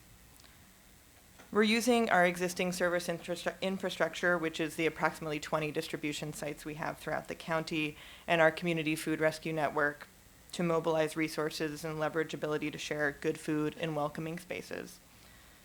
We've been in dialogue with DHHS to plan the best mechanisms for scaling up services in response to the generous offers of many individuals and institutions who've reached out to us wanting to respond to the need. And we're working with other partners who are also responding. We have reached out to the Food Council, and this week we're meeting with Capital Area Food Bank to share information and ideas for improved coordination as the shutdown continues. We attended the recent COG meeting with Vicki Buckland to coordinate federal worker support to compare data and learn promising practices from other jurisdictions. In summary, we'll be here to work with people impacted for however long this goes on, and we've already had talks with partners to plan events into April. Hopefully that's ended by then, but we know that the ripple effects, even if that is true, will be going on for months and months, and we stand ready to support those individuals who are impacted. So thank you very much for having us here. Thank you for your continued service. Ms. Clark, founder and executive director of Women Who Care Ministries. Hi. Thank you so much for this opportunity to come forward and for us collectively to address this very devastating situation. So Women Who Care Ministries, we're 18 years old this year. We're located in Montgomery Village, and our primary services are food services to children and the families, but we also have a domestic violence unit where we work with restorative and other supportive services, restorative and preventive services of domestic violence. So this whole thing has been very devastating to our clients. We've gotten a lot of new clients as a result of this. We've put the word out on several social media networks that we are supplying food to the federal workers that are affected by this. And just last week, we had 27 federal workers that came to our facility needing food. So what we're doing is providing a 7 to 10 day supply of food. Also, we're giving a $50 gift card to them. They do show their federal ID, but also at this time, we're asking them about the children in their family and what schools they go to, because we also have the weekend meal program for kids. So we're also providing that those weekend food sacks to kids who wouldn't ordinarily be eligible. They're eligible now because their parents aren't working. And by the same token, on the other end, we've been getting a lot of call from teachers and counselors who know that the parents are affected by this. And so even just like last week, we had 32 kids just in 1 week that were added to our weekend meal program. And so the dialogue with the teachers and the counselors at this point is letting them know that we also have the Montgomery Village Food Center where they can come and get food. So we're going back and forth trying to get every need met. Also, when they come, they receive a very welcoming response from us, a very hopeful, optimistic response from us. One lady, she was almost in tears as she talked about how she's always supported food pantries, but she never in her lifetime imagined that she would have to be a recipient of one, but how very grateful she was, because of this.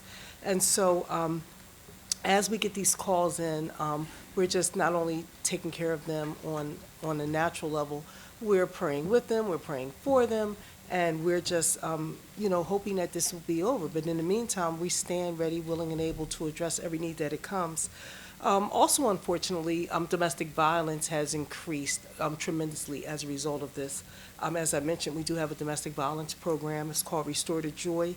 And as a result of the shutdown, we have found ourselves working overtime to address the aspects of this. You know, we've been getting calls late at night from women primarily whose husband is beating them, just out of the frustration, just out of the stress of this very horrifying situation. And so we're working with our partners to get the help that they need, the restraining orders, getting them into temporary safety, you know, shelters and things like that. So, and of course, this goes against the grain of public safety that we so, you know, stand for every member of the community. So we're grateful for the opportunity to be able to serve these clients, the new clients coming in, and we're just hopeful that this shutdown is almost over. Thank you.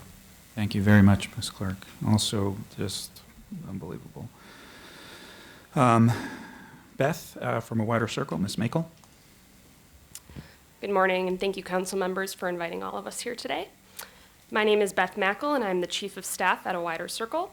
We're a nonprofit based in Silver Spring, working to lift individuals and families out of poverty through workforce development training, the provision of furniture and other basic need items, long-term support, and by providing programs and services directly in low-income communities. Since the federal shutdown began, we heard from many community members asking if we would be providing assistance for those affected. So on January 7th, we started a fund to raise money for those affected, with 100% of these funds raised going towards the purchase of grocery store gift cards for affected families. This includes not only federal workers, but federal contractors, service industry, and other workers who have seen a decline in work or wages due to the shutdown, and families whose benefits, such as SNAP, TANF, or housing support, are at risk of being cut off. Since starting this fund and providing this assistance 3.5 weeks ago, we have received 120 requests for assistance from people affected by the shutdown, with more requests coming in each day. In fact, this week, the number of requests we have been receiving has doubled each day. The overwhelming majority of these requests are from federal employees, but we've also heard from contractors, a few folks worried about losing benefits, and even an Uber driver who has lost business. Providing this service has also caused us to redirect both some of our funding and staff time away from our daily services in order to respond to the shutdown.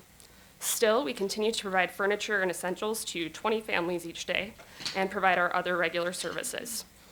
As the shutdown continues, we grow more and more concerned, and one of our biggest concerns is for the people we regularly serve who are already living in deep poverty, how the shutdown will impact them both in our capacity to serve them as the need grows, and what will happen as those who depend on federal benefits potentially lose assistance that they need to survive. Thank you. Thank you very much, Ms. Mackle. Mr. Rock? Good morning, Chairman Albanese and Member Glass. I'm Shane Rock, CEO of Interfaith Works. We serve 16,000 of our Montgomery County neighbors each year who are experiencing poverty or homelessness. For 47 years, Interfaith Works has responded to our neighbors in need. The federal shutdown is causing anxiety and creating financial challenges for thousands of our neighbors. I understand this well. My wife is among those who are furloughed. Tomorrow, furloughed federal employees will miss their second paycheck. It is often said and largely true that many of us are a paycheck away from financial crisis.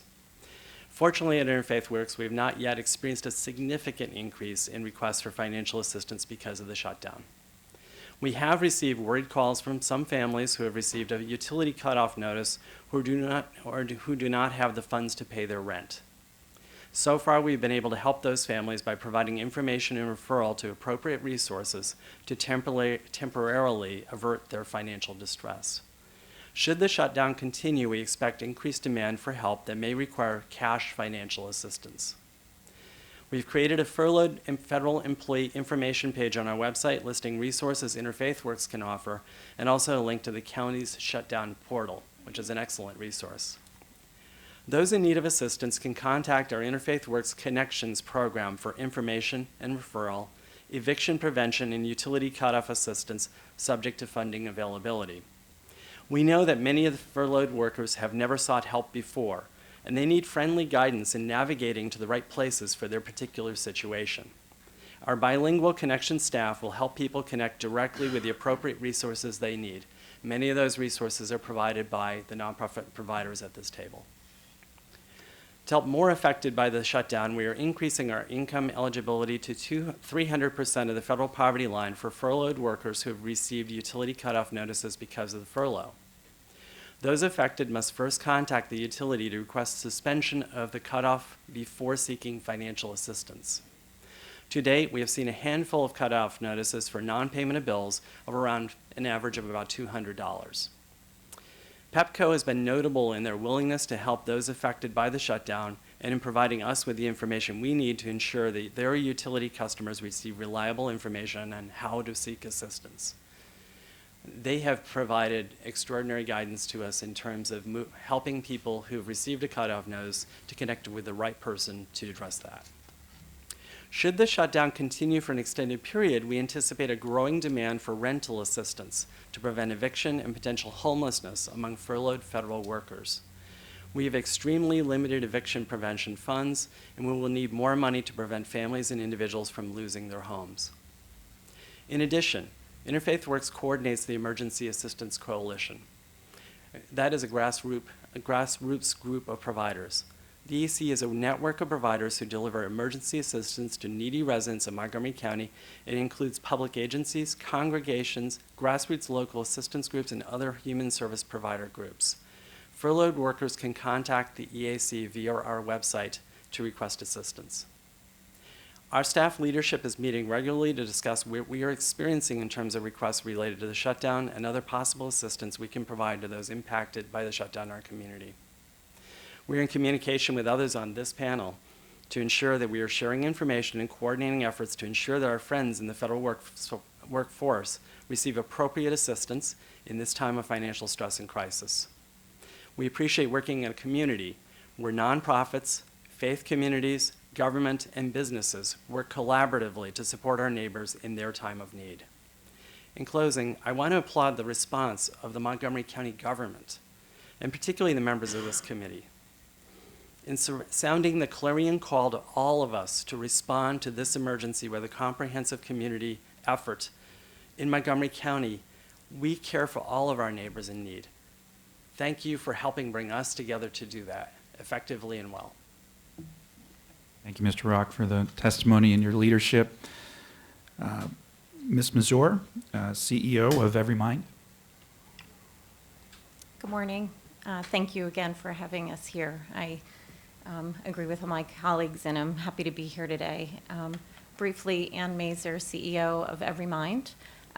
We work to support our entire community, specifically our most vulnerable, with mental health services, case management, as well as counseling, and work towards emotional well-being for our entire community. And obviously, with all of what we just heard today, I feel myself the anxiety as I hear this. The one program in particular that I pulled some information to share with you today is Every Mind runs the Montgomery County hotline. It's 24/7 call, text, and chat line. That line answers the National Suicide Lifeline and crisis calls, but about 80 or 85% of the calls to that line are for emotional support, supportive listening, and information, resource, and referral. So I'm specifically going to focus on that and trends that we've seen there based on what we've seen with the shutdown. We answer about 17,000 calls, texts, and chats a year. Unanswered is almost close to that number, about 10,000 that go unanswered because of limited resources to begin with to staff the line. We have seen a spike over the past 2 weeks, specifically the past week in calls. We've seen about a 10% spike in outreach. And when I say calls, I do mean calls, texts, and chats combined. So we've seen about a 10% increase. In addition, we've looked at the calls, and at least 25% of the calls do reference something related to the government shutdown. And those are the ones that our staff or our volunteers have documented. So at least 25% of those calls do bring up something related to that.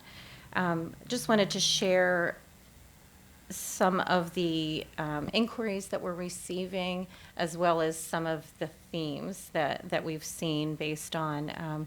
So as I mentioned, many of the callers are calling with general concern initially, and what it means if not only them being a federal worker, but for other federal workers, and what this means for a loved one or a neighbor or someone in the community.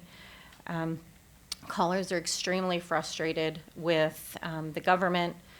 Callers are hoping for a no Trump reelection. This is a common theme. A spike in calls beginning last week, as I mentioned. Callers who utilize mental health resources through government services, including the VA, are extremely concerned. Callers that are worried about their housing, checks from their housing and urban development have been delayed. Two common themes that we've also seen is callers that rely on food stamps are afraid that they don't have enough food. In addition, callers whose guardians are government workers are concerned that the guardians don't have the financial means to care for them. You know, as my colleagues have said, this ripple effect, and many of the calls are concerned about that. Also, callers that have reached out to providers, and all of the providers that are stepping up, and no one across this table, but the resources that those providers are doing is great with food, et cetera. But the major concern is, what about all of these bills and what we've heard along the line as far as this ripple effect, and you know, telephone bills, child care, as Ms. Buckland spoke to, the timing, even individuals, it's a time of year where families plan for the summer in camps. You know that very well, and you know, even callers saying, you know, I can't reserve a spot for camp. So across the board, what my colleagues have shared is what we're hearing on the hotline. We do work, wanted to note, Ms. Buckland brought up the Crisis Center. We work in partnership with the Crisis Center here at the county, as well as police and EMS with emergency calls and crisis calls. And we are continuing to staff the line. We, unfortunately, the training for individuals to work on the line, we already have a deficit in the number of volunteers that we need to work with our staff. And the training is a 52-hour training, and you can imagine it's a very intensive training because the caller does not know what they're going to hear when they pick up that phone, because they're answering potential suicide attempt calls, as well as it could be a supportive listening call. So it's an intensive training, but we're continuing to staff that. We have, as Shane just mentioned, we're sharing the links that council members have provided, the county executive has provided as far as resources through social media, as well as our call counselors are using that information to provide resources for individuals and where they can turn for assistance. And I think that there's utility bills, we're hearing food, there's certain areas that callers feel comfortable with, but as we can all imagine, every bill that we pay every month, and what are the answers for all of those other bills. And I do have with me, and I can provide to anyone else, everyone in this room, both, you know, the numbers. We have bookmarks as well as cards. You can put them in your offices at your organizations. So we will continue to answer as many calls as we can and text and provide that. The other things that we've been considering trying to provide as a staff, but unfortunately, many of our staff are direct service staff that already have full caseloads with waiting lists for case management and mental health therapy for our most vulnerable clients, and don't have room on a caseload to take additional. We have talked about, maybe our staff would be willing to, volunteer to try to pick up additional clients. If this continues, we're going to have to look at those things. Also, we do a lot of trainings, and one of the things we were thinking is if individuals are interested, we certainly did not think that the shutdown would go on this long, but self-care, we have professionals that provide trainings. We could cater that 1 to 3 hours, offer that free for our federal employees and family members, as well as mental health first aid. And we're continuing to do what we can to support that, but primarily focusing on the resource referral and information that we can provide on the hotline, and the emotional support and supportive listening that we can provide on the hotline. Thank you very much, Ms. Mazur. Ms. Hargrave, I know the Community Foundation, as it always does, has stepped forward, and I want to commend the Community Foundation for the incredible support you provide for so many of our different providers. If you could describe a little bit about the fund that has been established and what you're seeing and what your plans are, that would be very helpful. Absolutely, and thank you for this opportunity.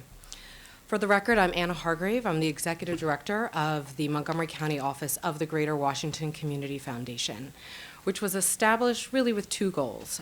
One is to make giving easy, tax-smart, and deeply rewarding for anyone who wants to be philanthropic, but then also to mobilize philanthropy to address local needs.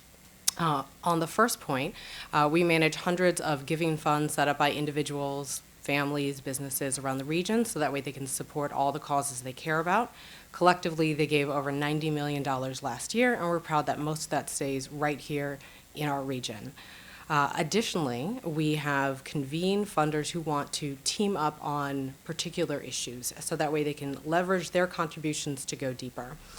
In 2017, the Meyer Foundation approached us to launch the Resilience Fund, which was specifically created to support local nonprofits responding to changes in federal policy and budget priorities, as well as the growing climate of intolerance and hate.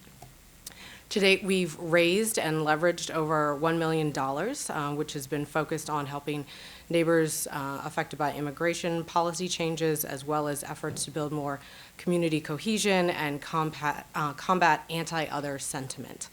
Last week, the Resilience Steering Committee allocated $50,000 specifically to respond to the shutdown, looking into opportunities to support emergency cash relief as well as hunger relief efforts for local federal workers, contractors, other small business owners who've been impacted. And since putting out that call, we've already heard from a number of donors and other foundations that want to join us and have raised $38,000 within the last week. So the committee is now thinking about how to allocate those dollars across the region based on the needs and what they're hearing. And in terms of next steps, while they're figuring that out, we're also looking for opportunities to educate our donors, since they give to these fantastic organizations, and many aren't fully aware of how stretched they are and what a perfect storm this has created for them. Thank you, Ms. Hargrave. I do have a few questions about the fund, and it is critically important now. Is there I have had numerous constituents express an interest in contributing, and some of them are directly contributing to the providers whom we've heard from and who are in the audience that are doing fantastic work. But is the fund equipped to be able to accept contributions from your average citizen, or do you have to already have a fund in place with a community foundation? Anyone can give. We can accept credit card donations, cash, stock transfers. There's a lot of creative ways people can give, and so we can follow up to give more information on that. Terrific. And obviously all those contributions, for those of you, are tax deductible, which is important for some, but I think we have obviously, as you've heard repeatedly, a crisis before us, and so as part of our e-portal, then I want to work with our executive branch on identifying resources and steering people to be able to make contributions. I've also heard from a lot of constituents who are interested in volunteering their time in some capacity. And so I see my colleague and friend Diane Vu, who is the acting director but will soon be director of the Office of Community Partnerships, who did a fantastic job coordinating the MLK Day of Service this past weekend. And I do think I want to hear more from OCP to see what we can do to help support and ensure that we've got the capacity to be able to absorb volunteers and be able to send them out where they are the most needed in the near term.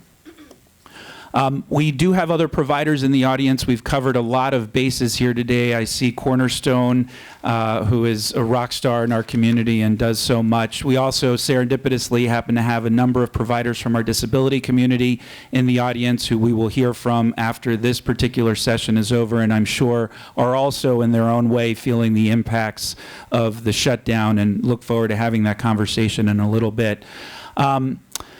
I have a couple of thoughts and then a couple of suggestions. This is overwhelming. And the fact that it, as I said at the beginning, getting worse by the day, and the ramifications of this are sobering to say the least. The rise in domestic violence cases, the fact that we have to even consider ensuring that our child abuse center is staffed as fully as possible in anticipation of services coming forward. While I am proud of how Montgomery County has stepped up, the sad reality is that our safety net, no safety net, is equipped to handle what we have before us. This is unprecedented, particularly for our region. So there is no silver bullet here, but clearly we will have to maintain levels of communication, establish those portals. I am curious as to the organizations that do directly receive federal funds. Has there been any communication at all from those federal agencies that provide assistance or resources?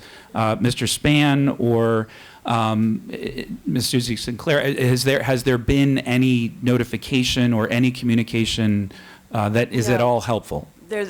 There's been absolutely none. It's a echo chamber of sorts, and I think our work with, we are just so grateful for the Department of Housing and Urban Development funds, and it has really enabled us to do amazing things. But our work with them is, I think Vicki might have, or someone mentioned it before, it does take longer than necessary. So I think our concerns compounded that the processing of our contracts and the procuring of our funds is already in a extended process. And if there's a backlog, what is that going to mean? Great. Same. Great. Not great. And, terrible. But right. I know what you mean. And this is where, again, for us in particular, where the state ends up being such an important partner, because there are a lot of those benefits that actually flow from the feds to us through the state. And that's why the partnership with the Department of Human Services and their leadership on that has been so critical for us. As everyone has experienced, the communication from the federal level has been, let's say, less than we would have hoped for. But it's been important that we've had some good partners, some good partners at the state, particularly DHS, that's helped mitigate some of those effects. I would also like to commend our County Department of Health and Human Services that has worked to expedite the processing of our invoices, and it's made all the difference in the world. So thank you, Vicki, and your staff. Great. I just had two other comments, and then certainly want to defer to my colleague, Councilmember Glass, if he has any questions or comments himself. But we did mention our utilities, and I'm happy to hear that PEPCO has stepped forward to the degree to which I'm sure they'd like to and would, I'm sure, want to do more. I would be curious, as a follow-up, Ms. McMillan, for us to reach out to WSSC as well and find out what our utilities are doing. I know they both also have funds available in times of crisis, but I would suspect those funds are probably being tapped as well. So would love to defer to my colleagues from other committees that have oversight of our utilities to talk more about that in the future. And I will note on that front, WSSC, I believe, has put out a statement that they will not be cutting off services for lack of payment. Fantastic. So they, Carla Reed and her folks put that out a fair while ago now, pretty early on. That is great to hear. Councilmember Glass. Thank you, Mr. Chair. So as a nonprofit, former nonprofit executive director, caught myself there, I know what you're going through. And my question to all of you generally is one kind of from former ED to ED or a board member, and it's about your budget to actuals. Because what I'm thinking about coming from here is what is this compounded impact? And we've been talking about the needs, and some people are able to finish this month and enter into February, and then we're in uncharted territory. And so from your perspective, what is the outlook? Again, we don't know how much longer this is going to last, but at this point in time, where are you financially? What resources might you need down the road?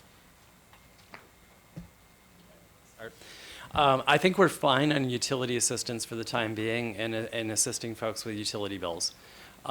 Where we're going to struggle is on eviction prevention assistance, and that in two ways. One is we don't have a ready source we can tap into for additional dollars to help people who cannot pay their rent, in addition to the 10,000 or so that we have available. The second impact is if we put out a call, a fundraising call to raise money from the general public, we have to be mindful of not undercutting the general money that we need to run our organization at the same time. That's something that all nonprofits struggle with. And so this is a very generous community. And we have to be mindful of how we go about asking for help, and we do it in such a way that we don't undermine the viability of our ability to deliver services to this community. I would echo what Shane just said. And in the short run, we're fine as long as 65% of our budget is Montgomery County funding. The rest is foundation and individual giving. But so in the short term, we're okay. But to Shane's point, I think the longer term and those individual donors or even foundation giving, et cetera, what does that look like, right, as this need for a community that has never necessarily been in need before? It increases that need for resources. So my concern is longer term, but in the short term, we're okay. I would echo that. I think that the biggest variable here is with SNAP benefits for us in terms of what will happen come March and people's need. And then also all of the various subsidies that everyone else has mentioned, what's going to happen with them if we see all of that drop off at the same time in mid-February, end of February into March, then we'll be looking at a real need for additional support. But right now, we're fine. I would say our concern is more so in the long term than the short term as well, but we have seen a drop off already in donations, especially we have depended on the combined federal campaign, which has stopped. As well as just our biggest source of donations are from individuals and families. And when we live in a region when so many people get their paycheck from the federal government or from supporting the federal government, it's definitely a potential of seeing a drop off in that going forward. Well, I echo a lot of what everybody else said. And what we had an emergency board meeting last Saturday. And what we said we would just have to do now is proactively increase our fundraising efforts. So for right now, we're okay, but just in anticipation, because no one knows how long this is going to be, we're proactively stepping up the game, so to speak, on our fundraising efforts to make sure that not only will we be able to accommodate the increasing influx of federal workers, but also to be able to maintain our base and be able to provide the safety net services to the clients we already had or would normally be getting going forward. Well, I think a lot of my testimony addressed that, but we, as I said, receive a lot of operating funds, and a couple of our contracts have already lapsed, so we are looking at a very short period of time. I do want to thank my colleague from a wider circle. We received $50,000 from the combined federal campaign as part of our fundraising, and so we'll not be receiving that this year. So that's a good example of the ripple effects. But we are looking at one more month, and then we if we have to cut back. It will not only mean reducing our staff, but also not being able to pay rent for our households in permanent housing who will have to return to homelessness. This conversation and those of you who are at the table and everyone in the audience, this is why I love our community. This is why I love Montgomery County, recognizing the needs that are amongst us, holding hands, collaborating, and doing the hard work that we have to do to make sure that we remain a loving, inclusive community. And the demand, as this conversation has told us, the demands are only getting greater. And here in Montgomery County, there are 70,000 federal employees who call Montgomery County home. There are 3,500 businesses that serve as federal contractors that employ tens of thousands of people who are experiencing this problem. And then we have the trickle down of the restaurants, the service industry, the daycare providers who rely on those workers.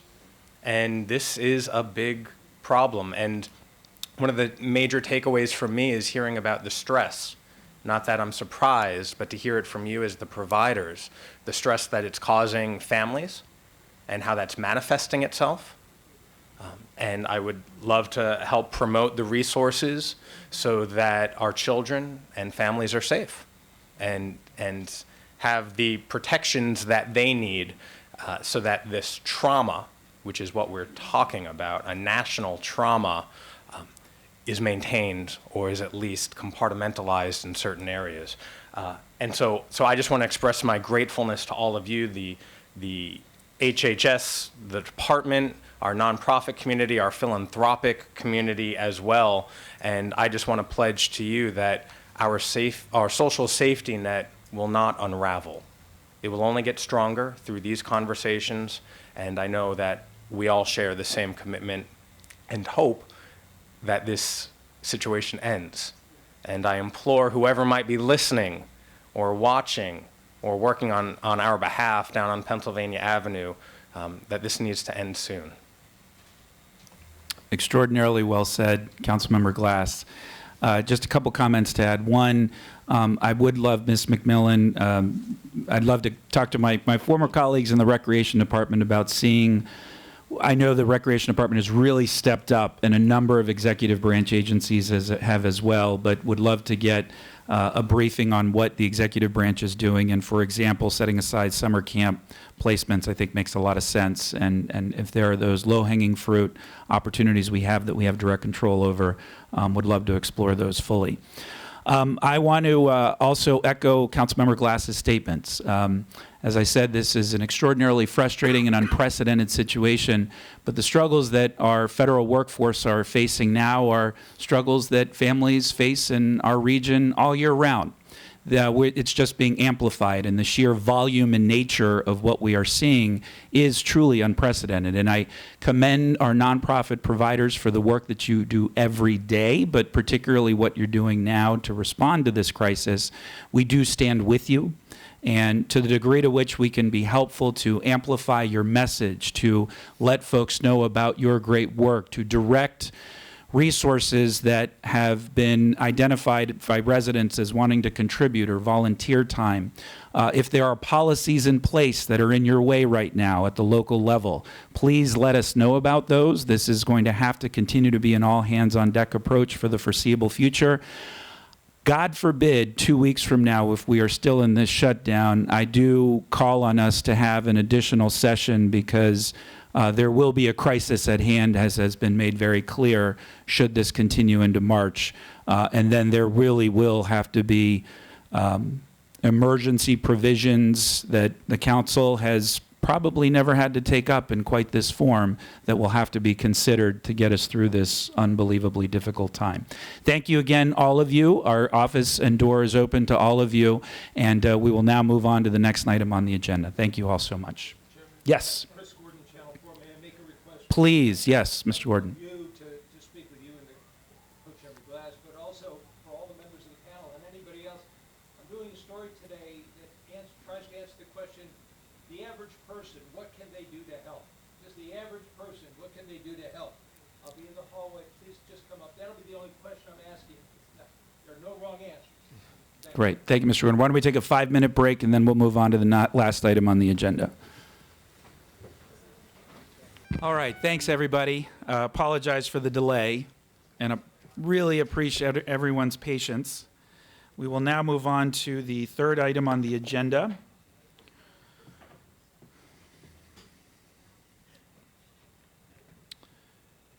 And this is a discussion of the incredible report that was done to talk about the needs of our residents with developmental disabilities, developmental differences in the work group. I want to start out by saying I have intimate knowledge of this work, having had the opportunity to sit in on several of the meetings, and also have intimate knowledge of the work of our community and our providers in this unbelievably important space.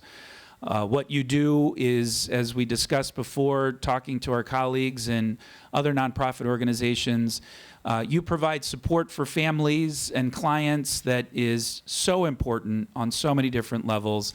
It's a thankless job, and I just want to let you know that as a now chair of this great committee, how appreciative I am of that work and of all of you individually for all your advocacy, and I look forward to a long-lasting relationship and am going to be a champion on these issues on this council, as I know my colleague, Councilmember Glass, is as well, because I know there are many holes in service and that those holes are being exacerbated on a number of different levels, oftentimes through no fault of our own, policies set in a different location.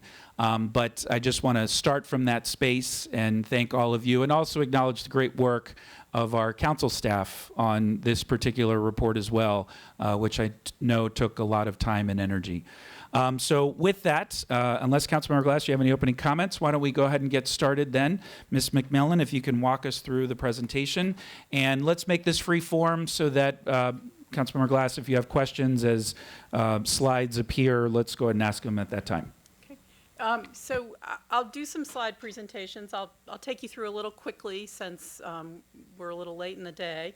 I think what we'll do before we start that, though, have everybody at the table introduce themselves so that everybody can just join in, like when we get to a recommendation where somebody wants to share information with you, they can just pop in and do that, and you can ask your questions as you like. Susan Hartung, who is the chair of the DD advisory group of the Commission on People with Disabilities, did have to leave, but I also had forwarded to you, there was a meeting of the advisory group on Tuesday, and Claire Funkhauser can speak to this as well, where they talked about a couple of big priorities in terms of things we need to address sooner rather than later, and so we'll want to talk about that. And then I think just have a little talk about how the next steps are with advocacy with the General Assembly, because what you'll see is so much of this is dependent on us getting movement with the state. So I think I'll just have everybody do introductions first. Great. Good afternoon. My name is Kim Bayo, Administrator for the Community Support Network in HHS. My name is Claire Funkhauser.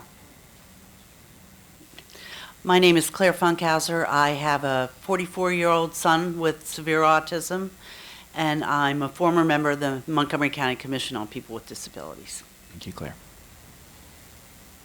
Good afternoon. I'm Karen Morgred. I'm with the Treatment and Learning Centers. We are a provider out here in the community, and I'm a member of the Commission for People with Disabilities. Thank you. Good morning. I'm Seth Morgan. I'm the chair of the Commission on People with Disabilities, and I am very appreciative of the time that this committee is dedicating to this very important issue. Kim just invited me to come up. I'm Tim Weens from Jubilee Association, the co-chair of Interactive Providers Association.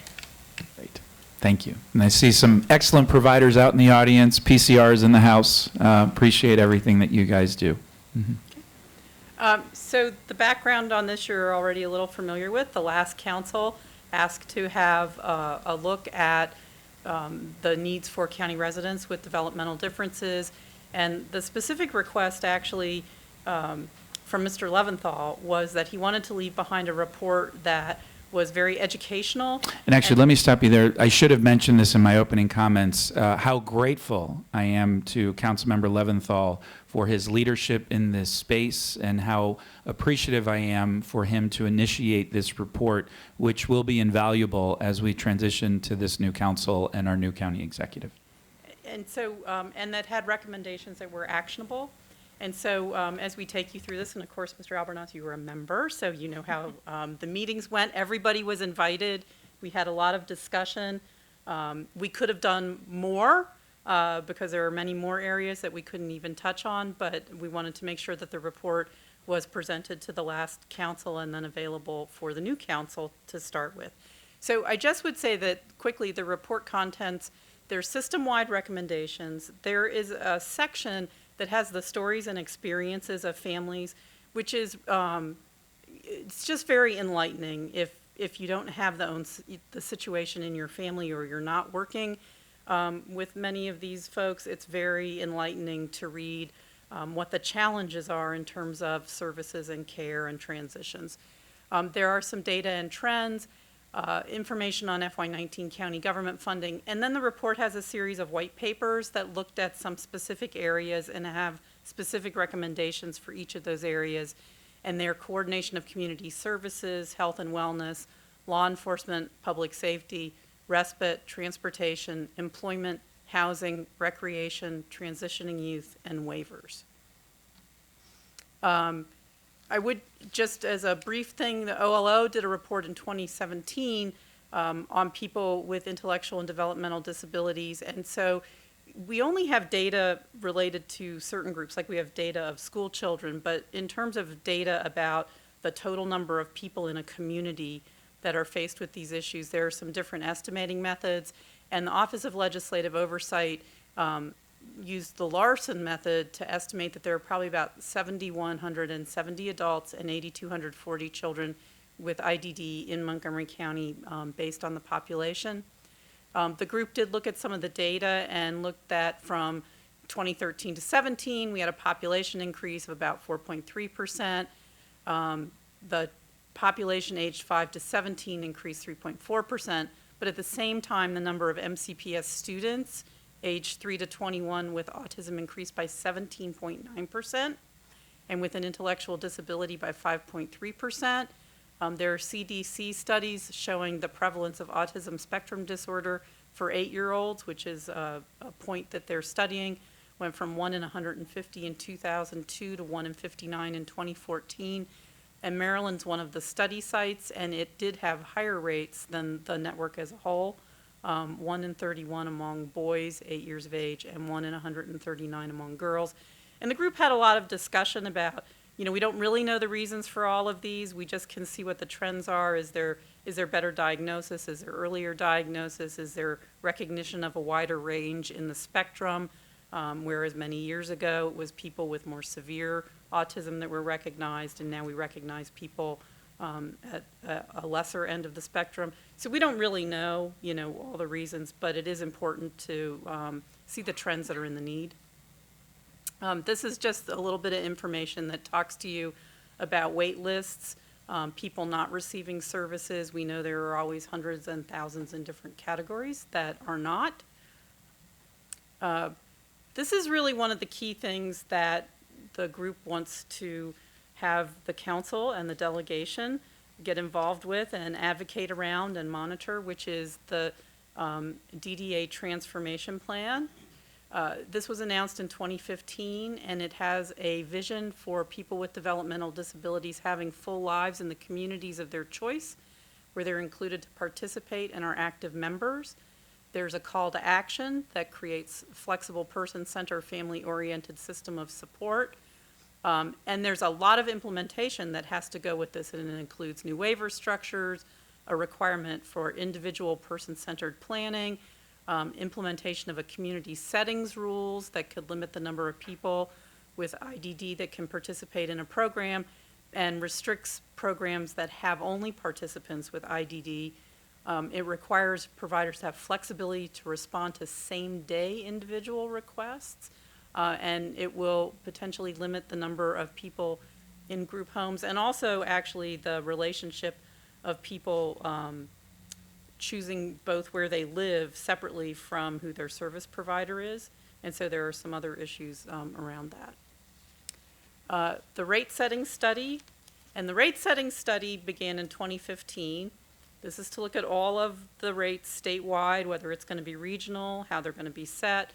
Only phase 1 has been released. It's expected to be a 3-phase process, but actually phase 1 got released, and then there was another consultant hired to review the data because of consternation about the phase 1 that was released. The thought is that after review, a system-wide impact is to be developed and new rates will be piloted. I do want to say this issue of the rate setting study does specifically relate to the support payment for our developmental disability providers. It's in your state priorities, county state priorities now, to work on this, because this would be a way, if the rates are set appropriately for Montgomery County, for us to hopefully leverage Medicaid funding for some of the support that we currently provide with county funding through our support payment. And per your actual first discussion, there are implications that if we can determine how to leverage Medicaid funding better for our developmental disability providers, there may be some implications for the issue you discussed about medical adult daycare providers. So this is a really important moment in how rates are set and how we can leverage Medicaid funding. So I'll just go through the system-wide recommendations, and people can just, like I say, join in if they have things that they want to say. The first is that Montgomery County Executive and Council must partner with the General Assembly delegation to receive regular progress reports on the Maryland Developmental Disability Administration's transformation plan. The progress report should focus on real impacts to individuals, families, and providers. Is the transformation plan resulting in increases or decreases to the time individuals remain on waiting lists, and is it changing the quality of services provided? The county executive and council must carefully monitor the ongoing rate setting study and advocate strongly for rates that reflect the cost of doing business in Montgomery County. Services must be funded in a manner that allows providers to afford to continue to provide services. The focus on opportunity for employment is critical, but the county must advocate with DDA to ensure that new rules truly incentivize employment. Ms. Margaret can speak quite a bit to you after, maybe we'll go through these first, but the whole issue of employment and how the transformation plan may really incentivize or disincentivize employment is a critical issue. DDA should use its full budget allocation to support more people instead of ending the year with surpluses. The county must continue to invest local funds to support providers, increase inclusion in county programs, and provide needed services to county residents with developmental disabilities who are either on a wait list or not eligible for DDA services. Don't forget about those who are not eligible for DDA services. And residents with developmental disabilities face the same issues as the general population. They're aging, they're more culturally and language diverse, and they face the same kinds of barriers to employment, for example, if they're ex-offenders. Just to tell you that in the white papers, each white paper in the report has a definition of the topic area, gives you some information about eligibility and gaps and any innovations we could find, and then has recommendations. I'll just touch on a couple of these. Coordination of community services, which in the past has been called resource coordination, or targeted case management. The key issue around here has to do with the staffing ratios for all of the CCS providers. There's a combination. Our Department of Health and Human Services provides coordination of community services, but we're also served by private sector providers. A majority of our residents are served by private sector providers. All of them are concerned about the staff ratios that DDA assumes, and particularly with person-centered planning, which requires a lot more work and requires more updates and requires more response. People are very concerned about having the capacity to really complete the plans that are envisioned. As a task for the council, we were asked to make sure that we look at the staffing ratios when we look at the FY20 budget for the Department of Health and Human Services. And then also there was discussion about working to find some flexible programs for adults that are similar to a program the county has for children that don't have access to a waiver program service. In employment, there was a request to undertake a gaps analysis to really understand about employment, underemployment, unemployment. The county should create its own vision of meaningful employment and advocate with the state. This was a lot of discussion about the county should be proactive and really think about what its vision is for employment and not just settle for what somebody tells us is the vision for employment. Promote and award businesses with successful programs for hiring people with disabilities in partnership with the Chambers of Commerce, the Economic Development Commission, WorkSource Montgomery, and strengthen partnerships with economic development.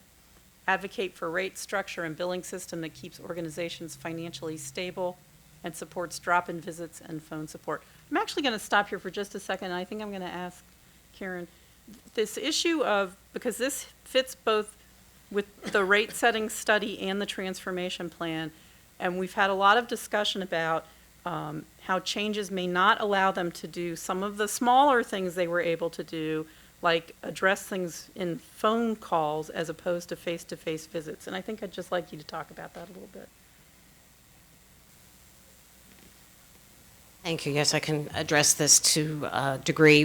There's been, and historically with the funding we receive now, when somebody receives supported employment services, we help them with other things outside of work, because if you don't have housing, if you don't pay into Social Security and all these things, you won't have a job.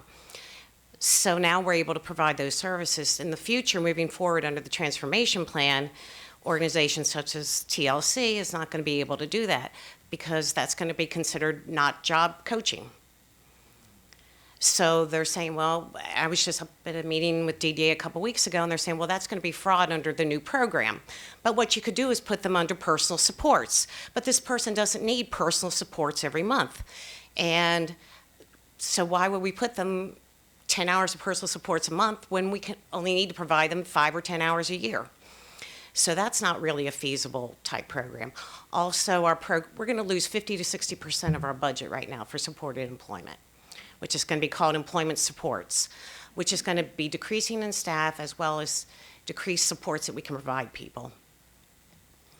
DDA has recently said we may be able to do some things like video conferencing for some of these things, but again, it's very limited. If we're traveling to go see somebody, DDA doesn't consider that part of the service. And for people with more severe disabilities, like my son, who requires one-on-one help to maintain the part-time job he does have, some of the definitions about the nature of work may complicate people in his situation. For example, his job might not be considered competitive employment because his job duties have kind of been carved out to suit his capabilities. And so something that's worked for Matthew for almost 10 years there's a possibility that would go away. I cannot tell you, Matthew may have severe autism, but he loves to work, and that would cause a lot of distress for him, as well as loss of viable funds that he contributes to his own housing and well-being. So it's a complicated situation because the people that this system serves are very complicated, and the funding, therefore, needs to reflect the needs. The idea of a person-centered plan, philosophically, sounds wonderful, and implemented correctly, it could be very viable. But getting the philosophy in tune with the funding mechanisms and individual supports that are needed, that meshing of those two, it's very, very difficult. And hence, we're finding the rate study to be almost an impossibility to make sense of the system. My colleague, Councilmember Glass, has a question. First, thank you all for being here. And Ms. Morgret, my question for you, you were talking about the classifications Who sets those? And I should preface by saying this is an educational process for me, so thank you for willing to engage. DDA is in the process of changing many programs that we provide into new names and ways of doing things. For example, we have something called supported employment now, which I was speaking about. That's going to become employment supports. Community Pathways Waiver, they're going to be changing names on that. And also some of the services right now for personal supports, which allows us to do things like helping with budgeting, finance with people, helping people how to cook, helping them to go out in the community, grocery shop, all those sort of things. Right now, you're given a budget, for 100 hours a year or something like that. Well, in the future, it's going to be you have to do 10 hours a month with that person, which on some hands sounds good, but if somebody goes on vacation for 3 weeks, the provider's not going to be able to provide that support, and then I can't provide it down the road because they have a medical emergency because I'm out of my 10 hours, or I do it and not get compensated for it. Also, one of their programs, Individual Support Services, is a program that DDA started phasing out during this transformation plan. And that program was geared towards individuals that didn't receive Medicaid. So as a result of that, those are state-funded only individuals, and because they can't get their federal match, that program's being faded out. Well, we have one individual who we've been working with for years. He's an individual with a criminal background. He works, but he doesn't make the best decisions in life. He's, been in the correctional system the whole 9 yards. But he's now homeless because he's individual supports only. He lost his housing, and so now he's jumping from person to person to spend a few nights, and we can't get any funding due to the type of funding he has. Now, if he was regular DDA funded, we could help him with some respite services and those sort of things he could be eligible for. Thank you for that. Very helpful. And so trying to figure out solutions, right, which is what we're all here to do and path forward. For these types of situations, in your estimation, is it better to have the other governmental legislative bodies or administrative bodies help fill those gaps by creating those new classifications, or is it the hope to have county government or other more local institutions fill the gaps with new programming? Ideally, it would be helpful to have the state and federal government do this, but also offer person-centered planning, which is awesome and wonderful thing, but to really make person-centered planning based on the individual. And I think, some of the things that will be going away will be that ability to provide that individual support for that person. And maybe more flexible cafeteria plan or something for somebody that if they don't need the service every month, let the providers provide it when they need it. Thank you. Tim? So I do think this is primarily a state-funded program, and I think that is part of the task of your committee and the county is to figure out what is the county role. Mm-hmm. And certainly as providers, we're engaged at the state level with our delegates and senators and with the bureaucracy in Baltimore as well. So, as a new member of the council, I think that it is a good thing to kind of begin teasing that out. How can the county best leverage its role, because it is primarily a state responsibility.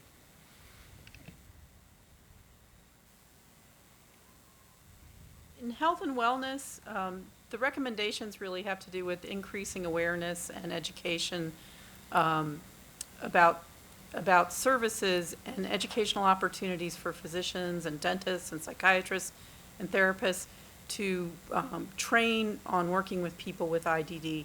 It was an interesting discussion. People find providers a lot by word of mouth. There's very limited number of providers who have specialized training. And so there was a lot of discussion about trying to find ways, also for behavioral health providers, to try to find ways to increase their ability to get special training so that we can just increase the pool of people who can serve the population. Mm. On housing, this is non-institutional housing. Recommendations were for more affordable housing for people with IDD at all stages of life. And reflecting on county policy on affordable housing, it should be provided throughout neighborhoods in all parts of the county. Ensure that individuals who need a 24/7 caregiver are eligible for a 2-bedroom MPDU. Use the new MPDU provisions to allow people with IDD to access MPDUs during the priority marketing period. and develop residential programs for individuals with Prader-Willi syndrome who need 24/7 restricted access to food, and also support HOC with applying and advocating for additional housing choice vouchers. In law enforcement and public safety, I actually do want to say, you'll see in the report, the county's been very proactive in serving the developmentally disabled population, and actually has an ambassador, the son of someone who's on the commission, as I learned at the commission meeting the other week. But you know, is Jan Lynn's in the house. Oh, there you go. So the county has done a lot, but there's first off the need to sustain that, and then there's a need to do more, because people with a developmental disability may react very differently in an emergency situation or to emergency response, but families also have different concerns about what to do. So some of the recommendations are continue funding needed to make sure specialized training is provided to law enforcement and fire and rescue personnel as part of recruit school and in-service training. Consider additional funding for MCPD search operations team to make sure resources are available to respond to missing at-risk persons calls. Create outreach and education campaign for parents on when and how to call the police or alternative resources such as the mobile crisis team. Help families create scripts on what to say. Families can be scared to call, fearing they will be referred to Child Protective Services. Discuss with law enforcement their expertise transporting individuals with IDD to hospitals and psychiatric facilities. Ms. McMillan, if you could make a note, the Public Safety Committee is right now discussing the enhancement of our 911 call center and next generation technology. Want to put a note to follow up with that committee, which I also happen to serve on, to discuss what they're doing as they prepare for the next generation technology in this space. Okay. Right. Recreation. Some of the recommendations are development of new facilities should be planned intentionally for inclusion beyond the ADA. Provide specialized training for people interested in working with people with IDD in a variety of recreation programs to increase the number of staff that can safely handle situations with both children and adults. And recreation currently does not have staff that can assist people functioning at the level of a very young child or in need of personal care. Explore ways to leverage the use of volunteers and review funding and policies on the cost of field ice skating rinks, pool time, which can be the biggest cost for the program. I would say that the previous director of recreation and the current director of recreation, both were really very interested in how to make therapeutic recreation and inclusion really move beyond where it is now. So there was a lot of energy around that. Respite care, and it should be noted that in this area and some other areas, this could require changes to state regulation. But increase flexibility of respite service parameters to make it more family-oriented instead of limiting services for the individual with a disability. Support opening a community respite house for children in Montgomery County where primary caregivers that have multiple children with and without disabilities could drop their children off. Respite should be able to care for children with challenging behaviors. Conduct a study on how many families are turned away due to income ineligibility, and develop a Montgomery County respite service fee scale so it's easier to adjust and address low state rates for nursing level respite. Respite is one of those areas where when you look in the stories section, you know, you'll see how important respite is to families, both for the caregiver, but also for other children and family members in order to be able to allow them to do things that they might not otherwise be able to do. Transitioning youth, there are also a lot of stories about transitioning youth. So the recommendations that relate to DDA are for people who have transitioned into the adult system. Up until then, services are provided in the school setting, generally speaking.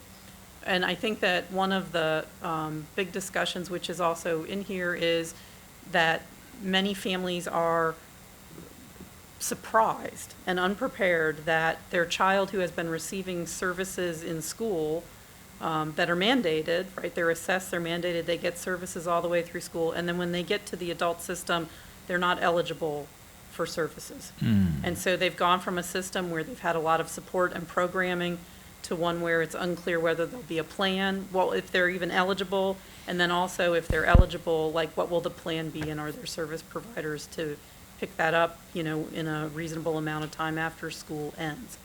So some of the recommendations are coordinate MCPS employment services with employment programs around the county and engage employers directly to be proactive stakeholders.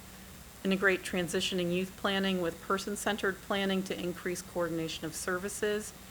Engage students earlier with state-funded services so families can work with the coordinators earlier. And MCPS and the coordinator should return to a practice of working together when the child is age 14 or younger, and provide clear information. So actually, in the discussion a couple weeks ago at the Commission on People with Disabilities, and maybe Kim, you could speak just a little to this, but when DHHS was the provider of resource coordination, there were staff that were very consistent, had been here many years, who worked with transitioning youth. And so there's a lot of concern that the system has never really gotten back to that level of quality service. Yes. So as Linda mentioned, years ago when the program was under a grant, the county provided case management services for everyone that was DD eligible within the county. Since then, as we mentioned, there's several providers that are outside of the county, so we only have a small chunk of 500. So there isn't that coordinated effort of one person, one team kind of having responsibility for all transitioning youth in the county. And that's been a gap that we've been talking about for years now. They do have meetings, DDA, the CCS agencies, and MCPS, but it just doesn't feel like there's still some that fall through the gaps. So it just feels like there still needs to be better coordination among all the agencies. Great, thank you. I'd like to speak to that for a moment, too. You saw the numbers that are increasing in terms of children identified as having intellectual disabilities in the county. And so for a lot of those children, they will have an individual education plan, an IEP, in school. And as the children get older, the broader those IEPs, the broader the spectrum of services, the smaller the number of people who will receive intensive services as the kids are older. I hope I'm explaining that correctly. So the surprise element is even bigger for, I would think, I'm many years away from that, but I would think the surprise element is even bigger that if you have a child who's on the spectrum, let's say, but on a milder level, but has needed support in the classroom, has maybe needed to have a safe haven to go to during the school day or something like that, then to find that at 2021, that child is not eligible for DDA services and may have some eligibility through DOORS or some other agencies or private agencies.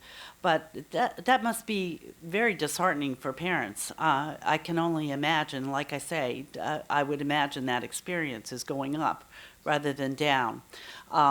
Some of those folks were also served by this transition office, because at least the transition specialist who had been there for many, many years could give parents a heads up that, unlike my son, who is on the more severe range, would be obviously eligible for DDA services, your child might not be. Okay, well, let's see what other supports we can think about through Montgomery College, through some other specialized programs out there, even college programs that serve people with intellectual disabilities. And there are some. People need to know that, but to try to search for that on your own is an awesome responsibility. And I can't, this is one area I would really like to focus on, because I think if we do more work in transition, we may end up with fewer people, even in potentially not only jobless, but homeless. You know, people who have intellectual disability and may have some mental health concerns as well. I see a lot of problems in the future for kids like that.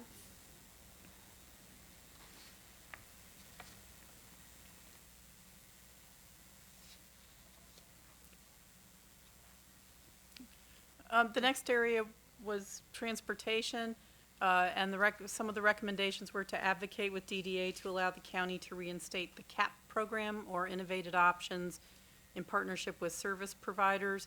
The CAP program, we had a discussion, was allowed for a little while, and it allowed the service provider to provide the transportation as opposed to having to go to a separate service like a Metro Access. And the families felt like it was a really stable, good effort, but there was a decision at the state level not to continue to do that. The county should work with WMATA for better background checks and safety measures to prevent criminal sexual assaults against passengers. The county should work with WMATA to ensure there are enough resources to pick people up on time and deliver them to their destination. There are, again, some stories about extraordinarily long travel times, which are very worrisome for everyone involved. And making sure that any options for senior transportation are available to seniors with IDD. In terms of the different waiver programs, so these are the programs that have Medicaid funding under the Medicaid waiver for adults. These are a lot, again, going back to system-wide. The executive and the council need to partner with the delegation to get progress reports.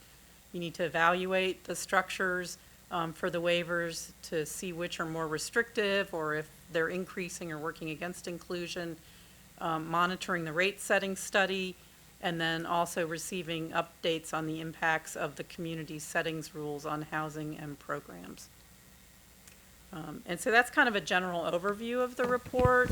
And as I say, there was a meeting Tuesday of the advisory group, and I know that they had I wasn't able to be there. I understand the discussion was lively.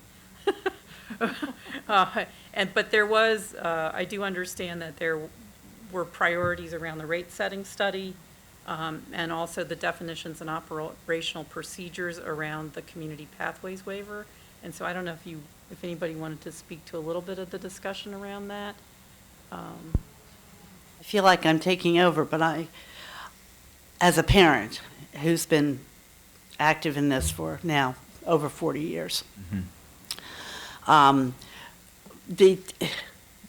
there is a tendency to take on the report and want to get involved in a million different areas because everyone is important.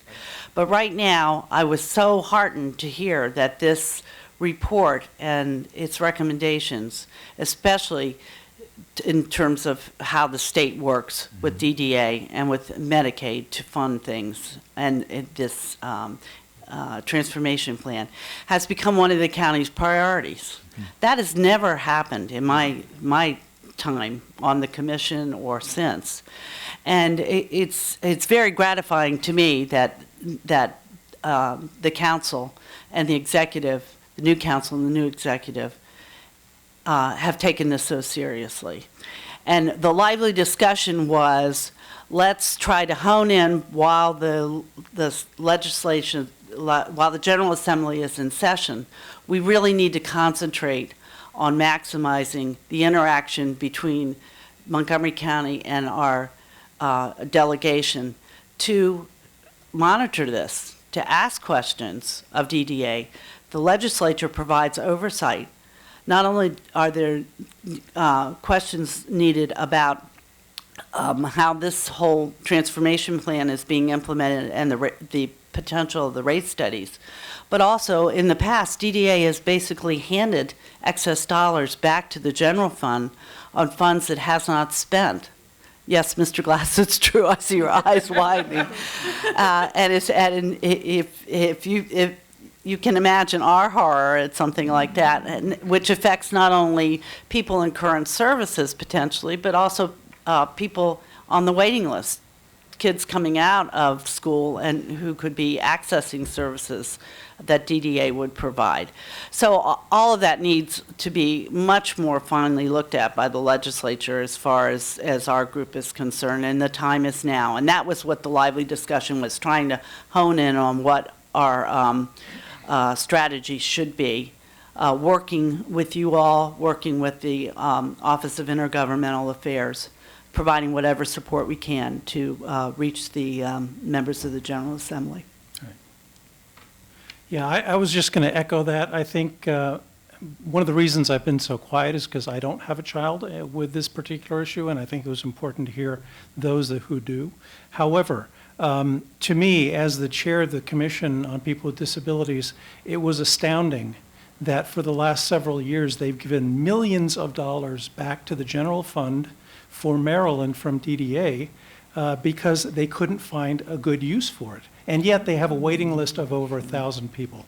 To me, this is just, I can't understand that, that combination of facts. And to echo also what was said is that our commission now is very happy to provide individuals from the commission who can go to Annapolis and assist our delegation there, because we have that capacity now within the framework of being in agreement with the intergovernmental agency committee or group. I'm not sure if it's a committee. Anyway, but I would ask that we be tapped as much as possible.